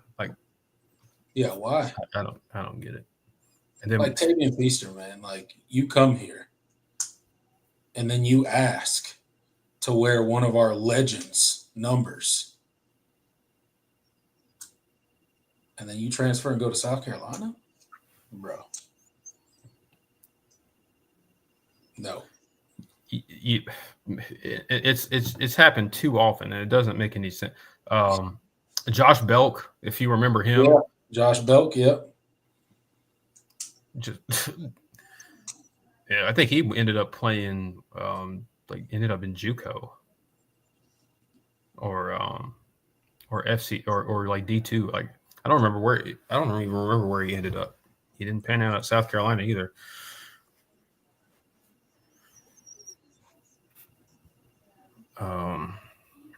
But yeah. Okay. Intelligent Savage with a good question. Your quarterback for Clemson, not named Deshaun Watson, Trevor Lawrence, or Taj Boyd. Oh. For you, who's your go-to guy? Ooh. Recently or all time? All time, I guess. I mean, well, shoot. I'm going to go recently because that's who I've watched. Okay, the first quarterback I can remember watching was Charlie Whitehurst, so he would be up there. But the quarterback that still holds a special place in my heart, always will, Kelly Bryant. Just because he was my he was my freshman year quarterback. So when I got to Clemson, he was the first quarterback I got to watch. A lot of that was a fun season, man. Still the most ranked wins in a single season in Clemson history. Kelly Bryant, especially in retrospect, I think the fans have grown in appreciation for him. He was a really good quarterback. He did get a lot of flack while he was here, but yeah, he was a really good. He was a limited quarterback. Yeah, but he was a really good quarterback. He was really Another guy comes to mind who I really liked, Woodrow Dantzler. It was a really fun quarterback to watch. Woody would be my choice if I had been old enough. Electric. I was like just existing when I was just born when he was quarterback, so I didn't get to go Homer Jordan because he won a national championship. Yeah, Homer Jordan's up there. Yeah, if we're going all time, I mean Steve Fuller. Yeah. Good old buddy Charlie Whitehurst. Yeah. That's the first quarterback that was the first quarterback Clemson quarterback I can remember watching. Clipboard Jesus. The Gamecock Killer. Shout out to Charlie Whitehurst. Yeah, there's some good ones. Yeah, Kelly Bryant definitely one of the top ones. Him and Woody Dantzler for me. And I honestly, when I think it's all said and done, I think Cade Klubnik will be up there for me too. Just his development. Yeah, I'm gonna let his career finish out. Yeah, but my number one. He's got to build on last year for it to for him to jump into that rarefied air. But he's got an opportunity. But I'm going to say Kelly is my he'll be my go-to. A big season run. He's definitely got room for to get up there. They're digging DJ, he says. Tig says. Absolutely not. Man. Look, DJ, man, I feel bad for the guy, to be completely honest. Now that we're removed from the situation, I do feel bad for the guy. I wish it had worked out. And listen, the 2020 version of DJ was a lot of fun. I don't know what happened to that guy. Yeah. Because, I mean, how do you – I still can't make sense of it all, right? How do you go out there and do what he did in his freshman campaign, filling in for Trevor Lawrence being sick? How do you go do that and then never look anything close to that ever again? Followed it up with a 9-touchdown, 10-pick season as a starter. Like, what? Makes no sense. Didn't even look like the same guy. No. Like, I don't know what happened. Like, I have to think that something happened. I mean, I know a lot of things off. I mean, there were things that happened that you can point to, but even then, it's like that's kind of what I'm talking about. Like, something had to happen that, like, either off the field or something that just like shook his confidence at his core, because they don't even look like the same player. Like, I go back and watch that Boston College game. Go back and watch that Notre Dame game. And then watch him in every other game he played in college. And you're like, that's not the same quarterback. Nope. It's crazy. I don't know. That was like, I remember going into that season. And I was like, oh, man, we're surefire. Like, yeah, we lost Trevor Lawrence, and that sucks. And this guy's not Trevor Lawrence, but he's pretty dang good. Boy, were we wrong. We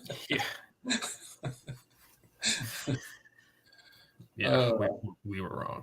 We were very wrong. I do feel bad for DJ. I really do wish it would have worked out for him.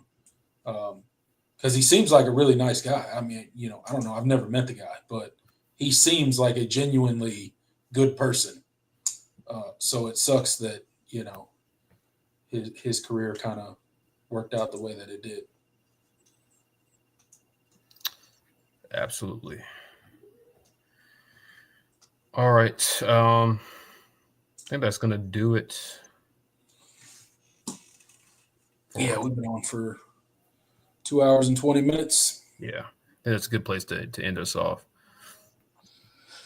All right, guys. There you have it. Another edition of the All In Show. Thank you guys so much for stopping by. I got 28 people in the live chat. Hit that like button while you're in here. Get us as close to that 28 number as you possibly can. Share the video with all of your college football family and friends, anybody that likes to consume college football content. Let them know about us. Bring them over to the channel. We'd love to have them. They do not have to be a Clemson fan. But until next Wednesday, we'll have more information about spring practice. We'll be able to talk about what happened at the Elite Junior Day, the Elite Retreat, and what guys are saying leaving that. So lots to talk about next week. Be right here Wednesday, 8 p.m., right here for another edition of the All In Show. But until then, guys, I'm TPC. He's Jordan Bowman. Go Tigers. Later, y'all.